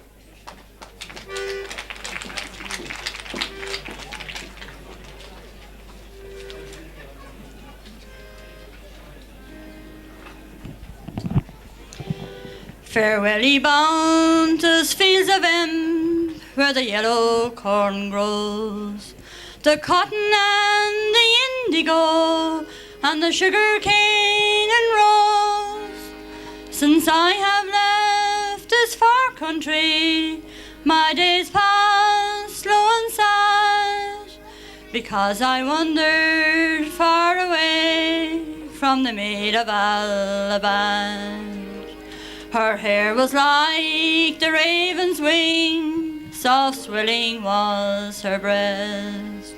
Her neck aloft like a beacon's glow, or the snows of Everest. Her eyes sky bright, her tea-tail white, as ivory from Baghdad. But I would stray o'er land and sea for the Maid of Allahabad. When war's loud trumpet calls me forth to fight the mutineers, she bade me act a manly part and banished as our tears, that for my safety she would pray to the throne of God, and still with me her love would be, sweet Maid of Allahabad. With dauntless hearts we took the field to face the sea by foe, and many a daring mutineer our strong arm bands laid low. We fought through grapes and canisters with bullets whizzing mad. It was her love encouraged me, sweet Maid of Allahabad. Alas, Mavrone, that I should go from my Senor again, and leave my love to pine for me in that country far away. Her father was a Spaniard, and £1,000,000 he had, which caused me to wander far from the maid of Alabama.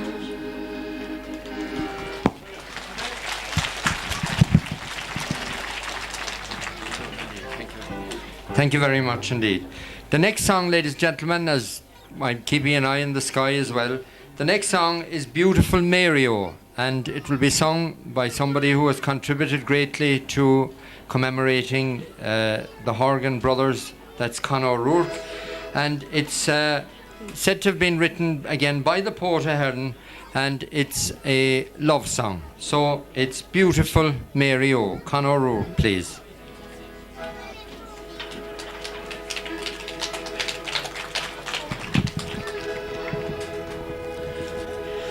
Ye folks of both sexes, most earnestly now I pray, let you pay attention to what I am going to say, concerning a fair one, the fairest that mortal do know, and to add to her praises, she's beautiful Mary-O. Convenient to Mushra, you'll meet with my love's abode, in a neat little cabin not far from the old Kerry Road.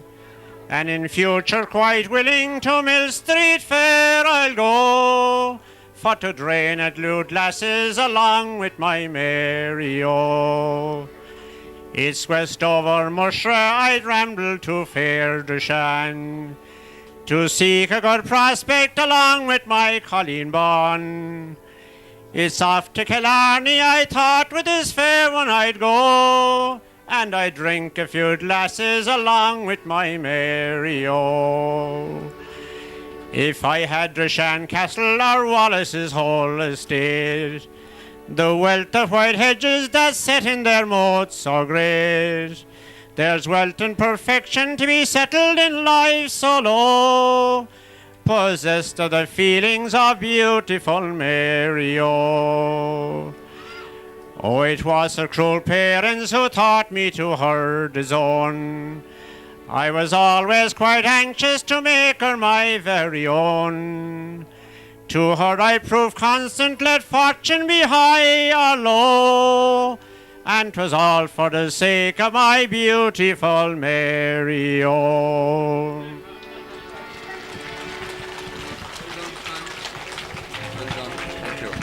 Thank you very much indeed, Con. Thank you.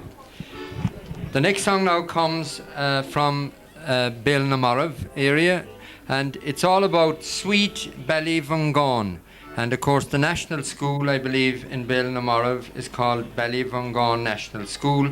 A song written by Poet Ahern again, and it's the year of Teddy O'Neill, in case you'd be wondering about it. And to sing it, Hannah Mary Deneen, please.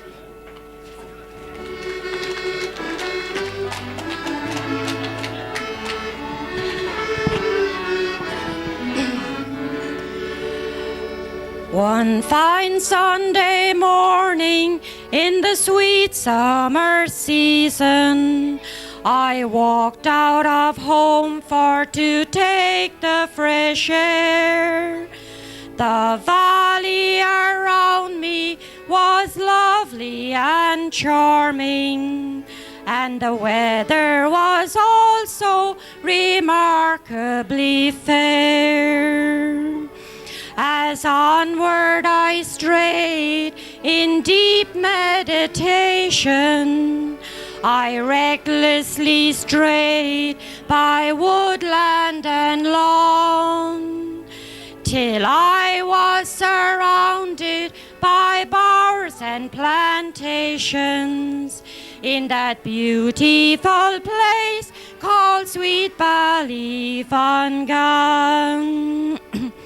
And near the high road and quite close to the streamlet is built for the natives a national school, instructed by skillful and eminent teachers, well versed and experienced in literary rule, and a beautiful chapel so richly decorated with green woods and hazel and holly and palm, and its beautiful windows so richly painted, all merit and praise for sweet Ballinagree.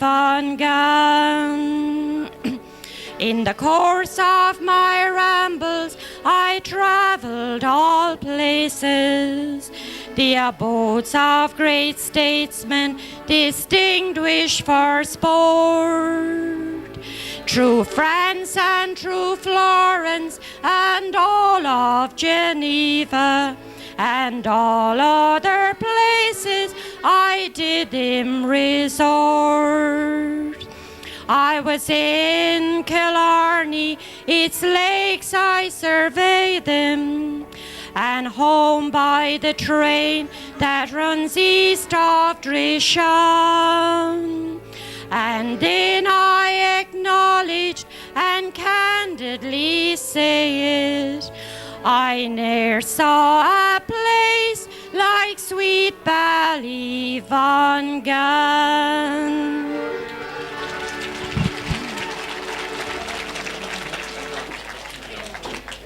Thank you very much indeed.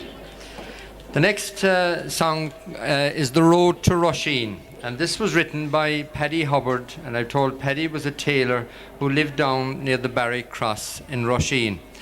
And again, I think all of these writers, one thing about them is they were very amorous in the words that they wrote, because a verse you won't hear this time, it will be sung by Jerome Corkley, but one of the verses you won't hear is, she had hair like the golden sun setting, she had eyes like the deepest sea blue, and her cheeks like the east in the morning, and her lips like the rose tipped with dew. She'd a brow like the fairest of lilies, and the walk and the poise of a queen, and my heart it went out to her keeping when we met on the road to Roisin. To sing this is Siobhan Corkley, please.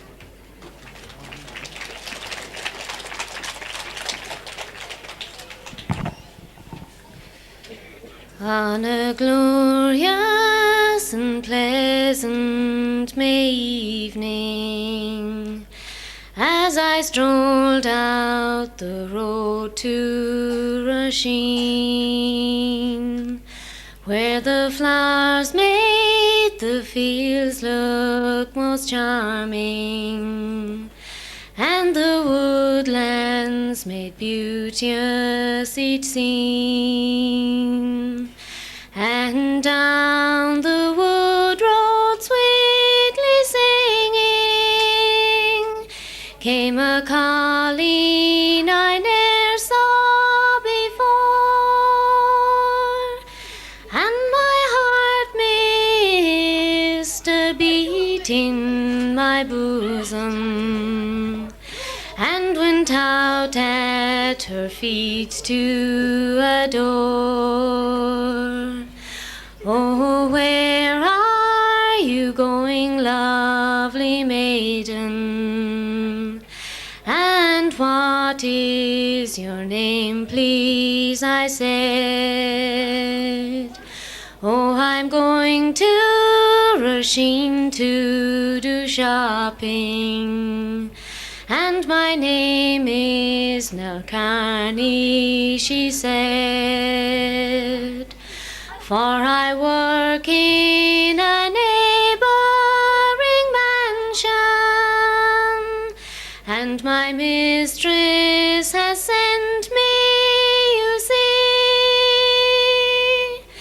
But I must be back home in a jiffy, for we haven't got butter or tea. Oh, may I walk on with you, Nellie, and bring back the shopping for you. Oh, yes, you may walk with me surely. If you haven't got better to do. So we talked and we walked on together, myself and this lovely Colleen, and I'll ever remember the evening when we met on the road to Rushing. Soon the shadows began for to lengthen. The birds and the bees went to rest. The sun, as so weary of labor, slowly sank in its bed to the west. The stars, they came out in the gloaming.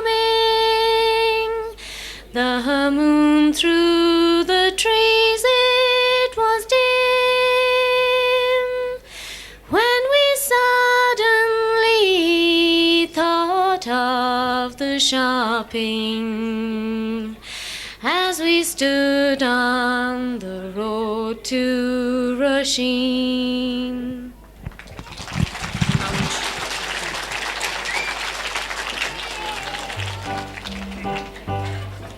Thank you very much, Siobhan. Now we have a two-hand reel, and we have Aileen Kelleher and Shane Lynch, if they could come down here in front, please. Give them a warm welcome, ladies and gentlemen.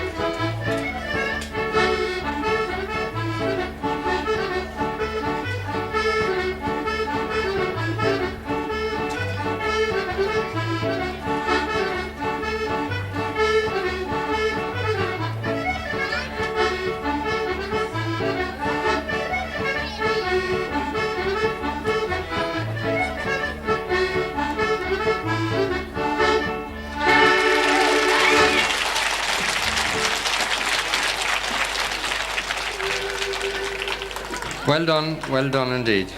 Now, ladies and gentlemen, we move on, and we have a song that was written by a man from Mount Massey, Andy Conmore Kelleher, and he's the song will be sung by Danny McSullivan, and the song is The Last Master Ploughman, and of course you know who that was about. So welcome, please, Dan McSullivan, please.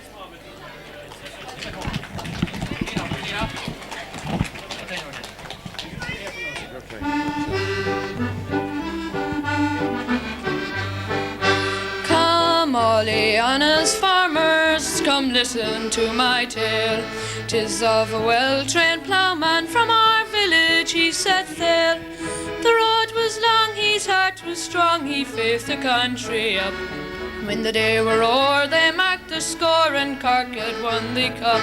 'Twas in the month of January that Jerry first set out, and for to reach the ploughing pitch he had to travel south. And in Roscarbery, sunny glen, he turned the brown clay up. And late at night, to our delight, he brought us home the cup. Then came the match at Bandon, where the ploughing field was grand. He showed 'em all, both great and small, he was the master hand. He opened well, as all can tell, when marks were added up. He beat the best from far, far west and brought us home the cup. Then came the county championship, that was the hardest test. 'Twas there he met with brave Cuhan, the champion of the West. And when the day was over, they were a well-matched pair. The honours were divided, and that was only fair. And for the sake of a little village, all Ireland cups you've won. Oh, Jerry, you did us proud, you've equal, there are none. You've ploughed our fields, you've cut our corn, you trashed it for its grain. You worked for all, both great and small, in sunshine and in rain. And then his brother Johnny, like saith he was known. The ransom plough, I tell you, to him was diamond stone. He taught Oger that kind of skill 'twas only master had. 'Twas overall and cap he wore, in weather good and bad. But in our tribunes we can't forget his helpers one and all. Janie, Tom and Connor's Bill, who answered to the call. Connie, Brien and Carmel, who never did give up. We thank 'em all, both great and small, who helped to win the cup. At the roadside inn at Laune, the plough and lime rock stands, in honour of the Hargans, who ploughed a sod so grand. Neat Comel sad they've rest in peace, their last are turning now. Just down the road from their old home in Mushra's purple brow. Well done. Well done, Dan. Thank you very much indeed. The Laune, long ago, undoubtedly within this song, written by Nellie Carroll, there's quite a tribute paid to Soldier Bill, and some people will know of Soldier Bill and where he lived. Fare thee well, sweet home of childhood, and God rest you, Soldier Bill. Our enjoyments now are ended, and the voice I loved is still. Though the grave clods in Clondrohid o'er thy brow be cold and low, in my memory still you're living by the Laune long ago. To sing the Laune long ago, ladies and gentlemen, Mary O'Regan. Thank you. Thank you.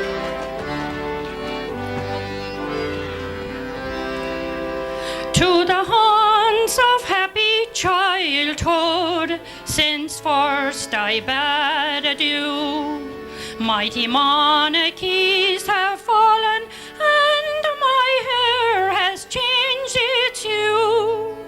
I have seen a war world, righted 'neath the weight of woe, and still my thoughts keep travelling to the Looney long ago. Memory brings me back the morning and the friends I left behind. The tears that well nigh choked me, and wild grief of my mind, as I left my humble homestead with its white walls long and low, and I looked my last upon it by the Looney long ago. How I wished I hadn't wakened when in dreams I used to be, finding birds' nest in the bushes from Bournemouth to Ballinagree, still to find that I was living with a heavy heart and low, in a foreign land and longing for the Laune long ago. Now before my vision rises that time-worn wooden bridge, that spanned the rushing river, 'neath the burling rocky ridge. Oh, how carelessly I crossed it when the evening sun was low, to bring beer to build a soldier by the Laune long ago. Fare thee well, sweet home of childhood, and God rest you, soldier Bill. Our enjoyments now are ended, and the voice I love is still. Though the grave clods in clown dried, o'er thy brow be cold and low, in my memory still you're living by the Looney long ago.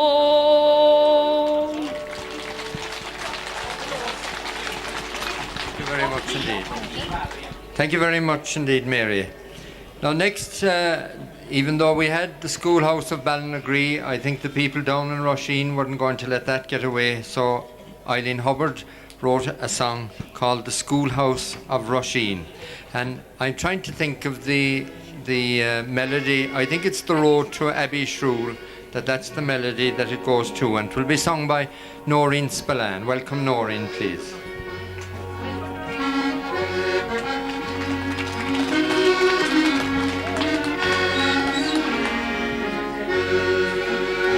My thoughts go back when I was young to the days I went to school, where I spent my happy childhood with many a golden rule. Many miles I've now have travelled, many places I have been. My thoughts go back there daily to the schoolhouse in Roisin. 100 years ago this year, that great stone it was laid, to mark that great centenary we now will celebrate. To walk once more in through that door, or hear the rippling stream that flows upon its merry way by the schoolhouse in Roisin. Oh, take me back there once again to my dreams of yesterday.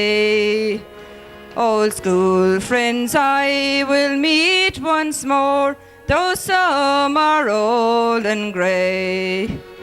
We'll sit a while, we'll chat and smile, and tell of all we've seen, as we sat upon our little desk in the schoolhouse in Roisin. To stand once more on Cooper Rock, my heart would leap with joy, or to stroll along the winding road as I did when just a boy. Old friendship too I will renew, I've oft retraced that scene of games we played and friends we made in the schoolhouse in Roisin.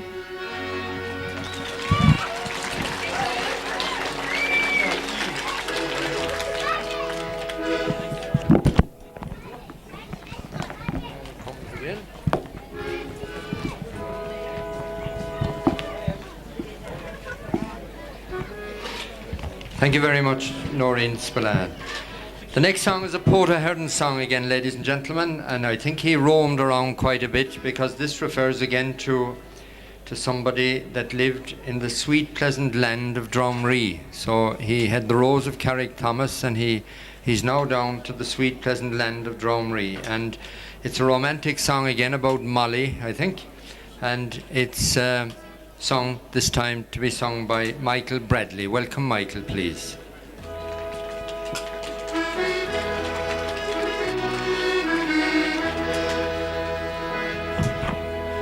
Ye muses, I'll claim your attention.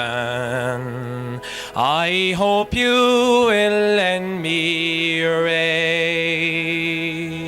For a few simple lines I've set forward in the praise of a modest young maid. She is mild, most sublime and surprising, though bred of a lofty degree. And she dwells in a neat little cottage in the sweet, pleasant lands of Drumree. When first that I met this young lassie, 'twas on a fine harvest day, when the berries were ripe in the brambles, and the flowers were faded away. When I thought that our flowers were all faded, there is one more in bloom that I see, and disclosed, you must note, this young lassie in the sweet, pleasant lands of Drumree. So fare thee well, Molly, my darling. I think it is no harm to say, but if I had my choice in the morning, I'd take you from all them away. Moreover, that golden fine apple of Venus I'd grant unto thee, and I'd style you a bough of green laurels in the sweet, pleasant lands of Drumree. The sun was approaching the mountain, and I in the shade of a tree that grows near the clear crystal fountain, convenient to Grog Almochree.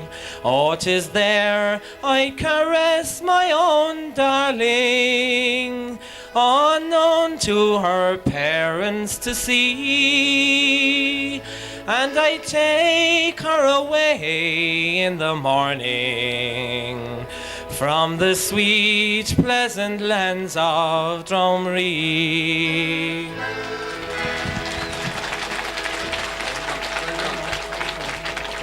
Fine song indeed. Thank you very much, Michael, there. Now we have another Michael, with Michael O'Riordan, who of course, as you know, you all know well. And Michael is going to play on the concert flute. He's going to play Boule of Vogue, and he'll follow it up then with The Ship in Full Sail. Welcome, Michael, please. Thank you.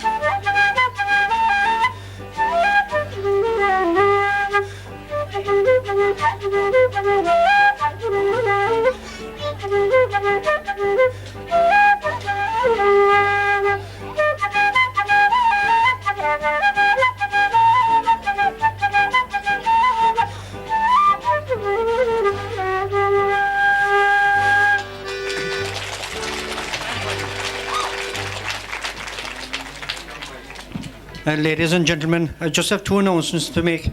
Would the ticket sellers please return to the caravan? Surprise, ladies and gentlemen. We'll toast to our chieftain undaunted and fearless, the pride of the people, the rich and the poor. And while we live here in this terrestrial sphere, we'll sing loud his praises in the homes of Bonmoor. Now, John Lucy was born in Ballinagree, and he came to Ballinagree to work on different farms, and he grew a beard, and perhaps that was the reason that he became known as Saint Joseph. And I remember well when I was very young to see him standing on the mounting stone at the bottom of Chapel Hill in Macroom, and he giving his recitations. We pay tribute to St. Joseph, to John Lucy today. He might have, if he was here, he might have spoken about the Beef Tribunal, or Set Aside, or the REPS programme, and of course he would certainly have spoken about anything that's brewing or might brew in the locality. Ladies and gentlemen, Dan Creedon, alias St. Joseph, for this evening. Thank you very much. People of the parish, people of Ireland and the surrounding regions of the world, my brain has gone rusty, my time is short, so I'll stick to my script for today.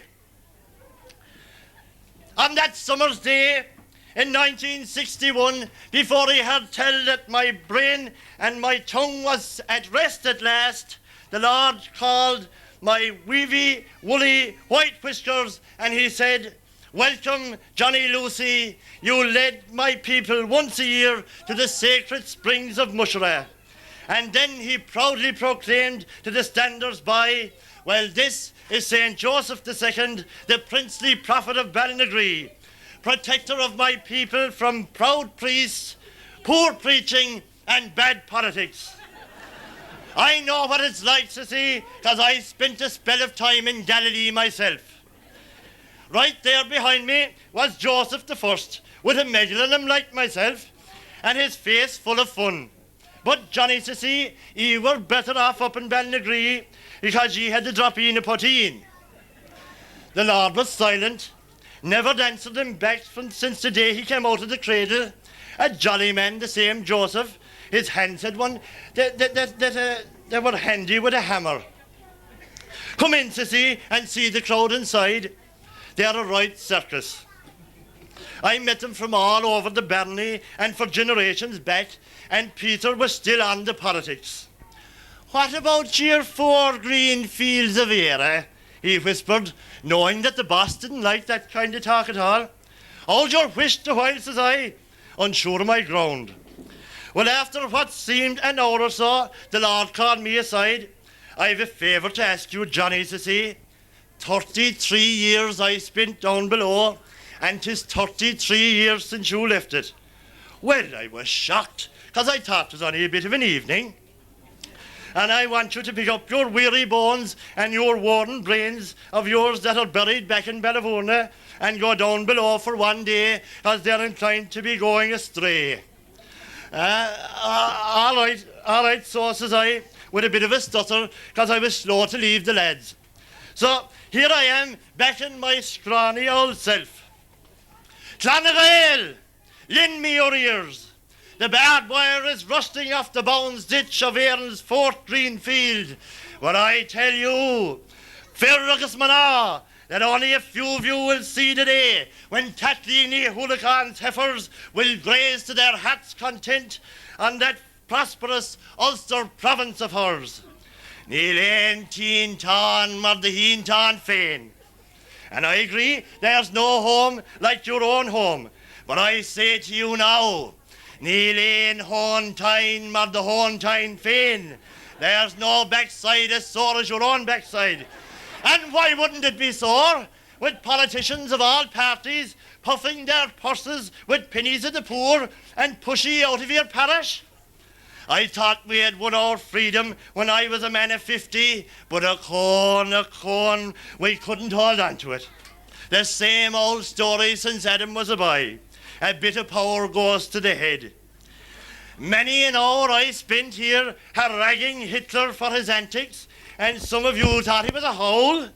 Even the Pope in Rome stopped quite while the poor Jews were puffed out. And where would I be without him now? But the Pope of Ballinagree did agree, and that was good enough for me. As a youngster in the 1870s, I heard tell of a crowd in Clare who beat up the messenger boy because they didn't like his message. Ballinagree, let it be known to you that as I speak, some fat, power-hungry offsprings of Mother Ireland are suffering from colic because they have gobbled up the green grass of our remaining 3 green fields. And now they want to lock up the news girl because they don't like her news. They gave us, what do they call it? A tribunal. A half-truth, which is a bloody lie. And they kept the beef for themselves, 'tis hanging off them like prize bulls at cock show. But you'll have to pay for that lie, $1 million a week for the best part of a year. Ballinagree, they're tempting you with a few bob to cover up the fences of your farms with briars and bushes, and I with a broken back from the billhook and the slither and the slasher and those same ditches. 'Tis no wonder I went to an early grave at 91. 'Tis no wonder that I turned in that same grave when I heard them scheming with the fancy-sounding name they call REPS. I tell you that scheme is for the birds, to nest in like themselves. And there's nothing for in it, the people, I tell you. It is the RIPS scheme. The RIP for the first man who falls for their snare, and then they'll add the S when the next man get hooked. When you're all as good as dead. Resist those rogues with their set-asides and their rips. Of course they want you to sit aside while they rip you off, 'cause they want to put up a plaque on top of Cooper Rock. Ahina RIP, unveiled by the President of the EEC. People of Ahina, offspring of poets, prophets and players of prowess on the playing pitch, pass on your precious assets to the parish of your parish to the new generation, with the support of the reverend gentlemen who come among you to advance your culture and your Christian cause. I had good reason in my day to reprimand some of them same gentlemen for their eastward gases and their fiery faces matching their promotion-propelled minds. Many of them came among us to cherish us like the first lambs of the spring, but a few of them have fleeced the faithful flock. Many of them have helped us to taste the good things of the here and the hereafter, but many of them have sermonized ad nauseum on the sin of sex. Sex in the brain. And let me tell you, it is a damn queer place to have it. But I'm consoled to conclude that your clergy are considerate now. Ballinagree, I will now complete my case, though I'm in no hurry, because closing time above is much the same as it is in Ballinagree. You could always, well, nearly always get in anyway. But I must end with a message from on high, pulled together behind a single anchorman. They split us down the middle in the 1840s, and our ancestors pulled the bellies out of each other like 2 tug-of-war teams from the town's taverns. While the rogues in Rome revelled in our row, enjoying themselves like Spaniards at a bullfight, and then they snared the spoils that nearly broke us, bartering our best land to the neighbouring parish towards the west of us here, that think they never reared a fool. Fearless Mana, I tell ye, stand together, as I reveal to ye the only secret I'm allowed this day to pass on from above. Ye have saved your parish from being downgraded, because ye stood firm to a man, woman and child. Listen to me for the last time. A truce is never enough. Peace to the poets and the people of Ahina. Ballinagree, I'm off, because I must carry these rattled remains of mine back to Ballinagree before the old hole falls in.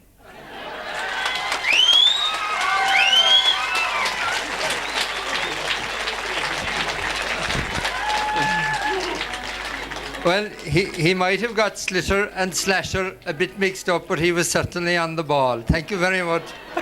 Thank you very much, Dan Creedon. And of course, ladies and gentlemen, one little clue I'll give you as to who wrote it. It wasn't Michael, but it was divinely inspired. Let us leave it at that. Now, we'd like next song to Mrs. Ballan. She sang for us The Blackberries. And of course, it is of course Dan the Master's one of his great songs, The Blackberries, to be sung by Billy O'Sullivan. Welcome, Billy, please.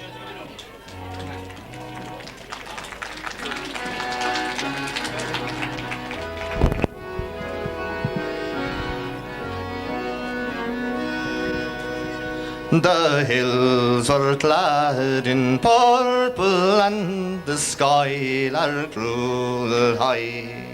On cool September morn, when out loud o'ercast the sky, down from a valley comes a cool and gentle breeze. And won't you wander there with me to pick the blackberry?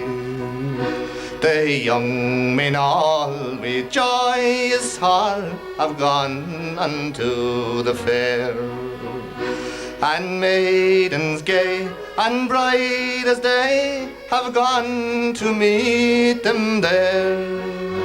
But Mary dear, what need we care for either those or thee? Whilst hand in hand we'll roam along and we'll pick the blackberry. There is a healthy hillside where the hare lies lone and free, and Moisture more in lofty oar looks down upon no we. Shady nooks by winding brooks and the home of wandering bee will soothe our ears with music while we pick the blackberry. Oh, the gentle river Laune flows at the foot of Ballinagree, and many's the briery glen it flows from Shrown to the Lee. In some retreat where flowers do grow, we'll nestle at our ease, and we'll talk of love, my darling, while we pick the blackberry. And we'll talk of love, my darling, while we pick the blackberry. Thank you.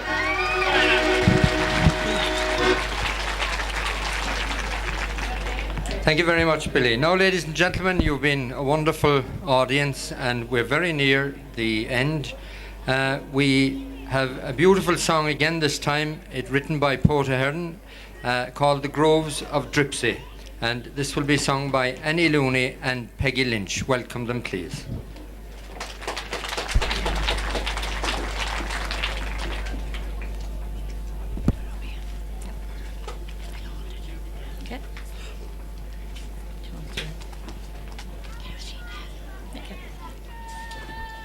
Down by the groves of Dripsy and by Tullick's pleasant borders, as I roamed out one morning ere Phoebus arose, to view the pleasant scenery, so pleasing and so charming, and enlivened by the warblers that tuned in each grove.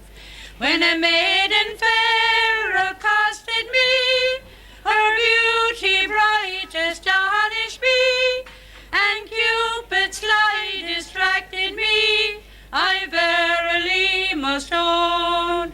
Her carriage was most graceful, as gaily she accosted me, quite ravishing my reasons with her neat winning tone. Believing her no mortal, as I was in Lady Deirdre's, that dame of great note, or whether she was palace bride, or Proserpine the fair one, or any of those deities of ages remote, or if she was Diana Keen, who ruled the huntsman bold Octone, or Helen the great Spartan queen, celebrated of yore, or whether she was Ceres, that deity of exuberance, or Venus, queen of beauty, who wounded my heart sore. She said with great complacency, young man, you are mistaken. Connections with such deities I really must own, for I'm but a rural damsel who is sorrowfully ailing, which causes me so early to wander alone. My people have neglected me, my lovers all rejected me, but poets have still protected me, I really must own. So coming on next season, I shall sail for California and bid adieu to errands, acquaintances and home.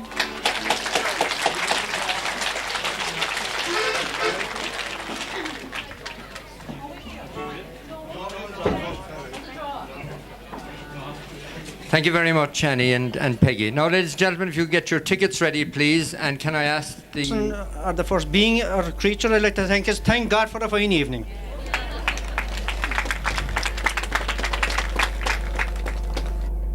I would also like to sincerely thank Barry O'Brien for the wonderful presentation he put before us here this evening.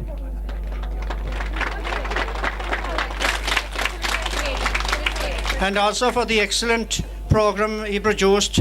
It's a souvenir for us all. And if there are any more wanted, we'll probably reproduce them. Thank Martina Dean for an excellent production and the hard work she has put into this for the last 2 months.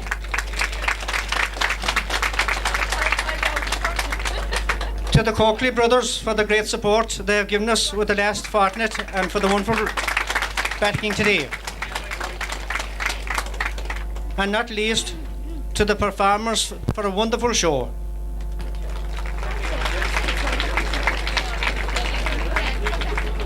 To our sponsors, Guinness, Ford Fabrication, the Laune Bar, the Ploughman Inn. And I would like to thank the committee, and particularly our Secretary, Tim Buckley.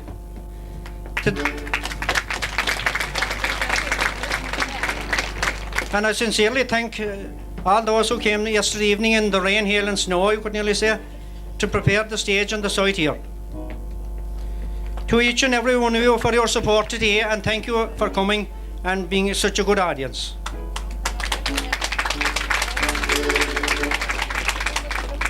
To Denja Kaler for filming this, and he'll probably be selling the video later on. And to Dan Donohoe for providing us with the van.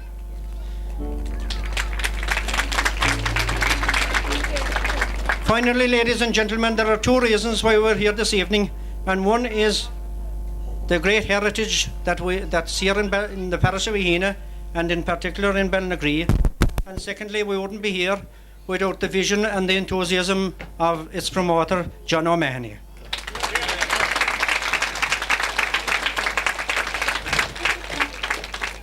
And as St. Joseph said there a while ago, he said, peace to the poets and the people of Ehina. Clown a Gael, God bless you.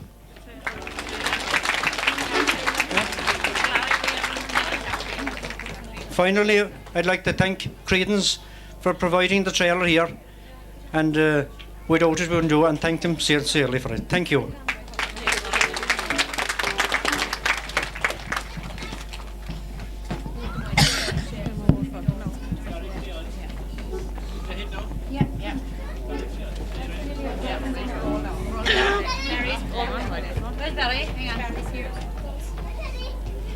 Thank you very much, Michael. Now, ladies and gentlemen, you couldn't leave this evening without joining in yourselves, and of course, we'd have to bring in Johnny Tom Gleeson as well. And no better man than Johnny Tom, and the one and only. As Sean O'Reilly once said, he said, you know, the Bowl Teddy Quill should have been the national anthem, not only of Cork, not only of Munster, but of Ireland. And we finish up with the Bowl Teddy Quill. And thank you all most sincerely for your attention. Thank you.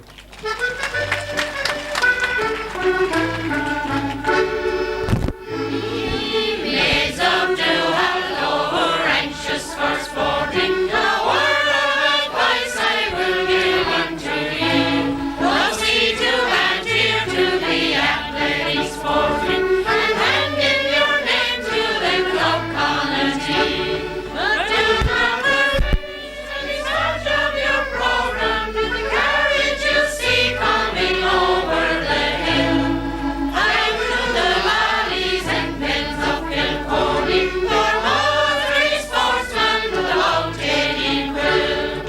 For rambling, for roving, for football and sporting, for drinking black porter as fast as you fill. In all your days roving, you'll find them so jovial as a Motherly sportsman with the Bowl Teddy Quill. And the great hurling match between Cork and Tipperary was played in the park by the banks of the Lee. Our own darling boys were afraid of being beaten. They sent for Bowl Teddy to Ballinagree.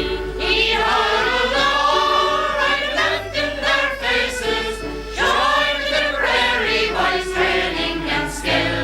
If they questioned his line, sure he swore he would brain them, and the papers were full of the praise of Tin Quill. For rambling, for roving, for football and sporting, for drinking black porter as fast as you fill. In all your days roving, you'll find them so jovial as a Motherly sportsman with the Bowl Teddy Quill. And for exhibition there was their lady, whose fortune exceeded $1,000,000 or more. But that constitution had ruined her completely, and medical treatment had failed o'er and o'er.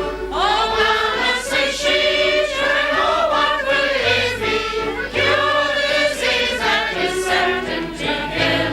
Give over your doctors and medical treatment, I'd rather squeeze out a Bowl Teddy Quill. For rambling, for roving, for football and sporting, for drinking black porter as fast as you fill. In all your days roving, you'll find them so jovial as a Motherly sportsman, the Bowl Teddy Quill.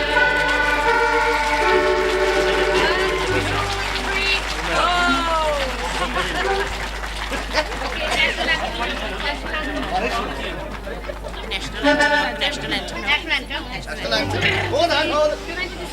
Say it, go on, say it.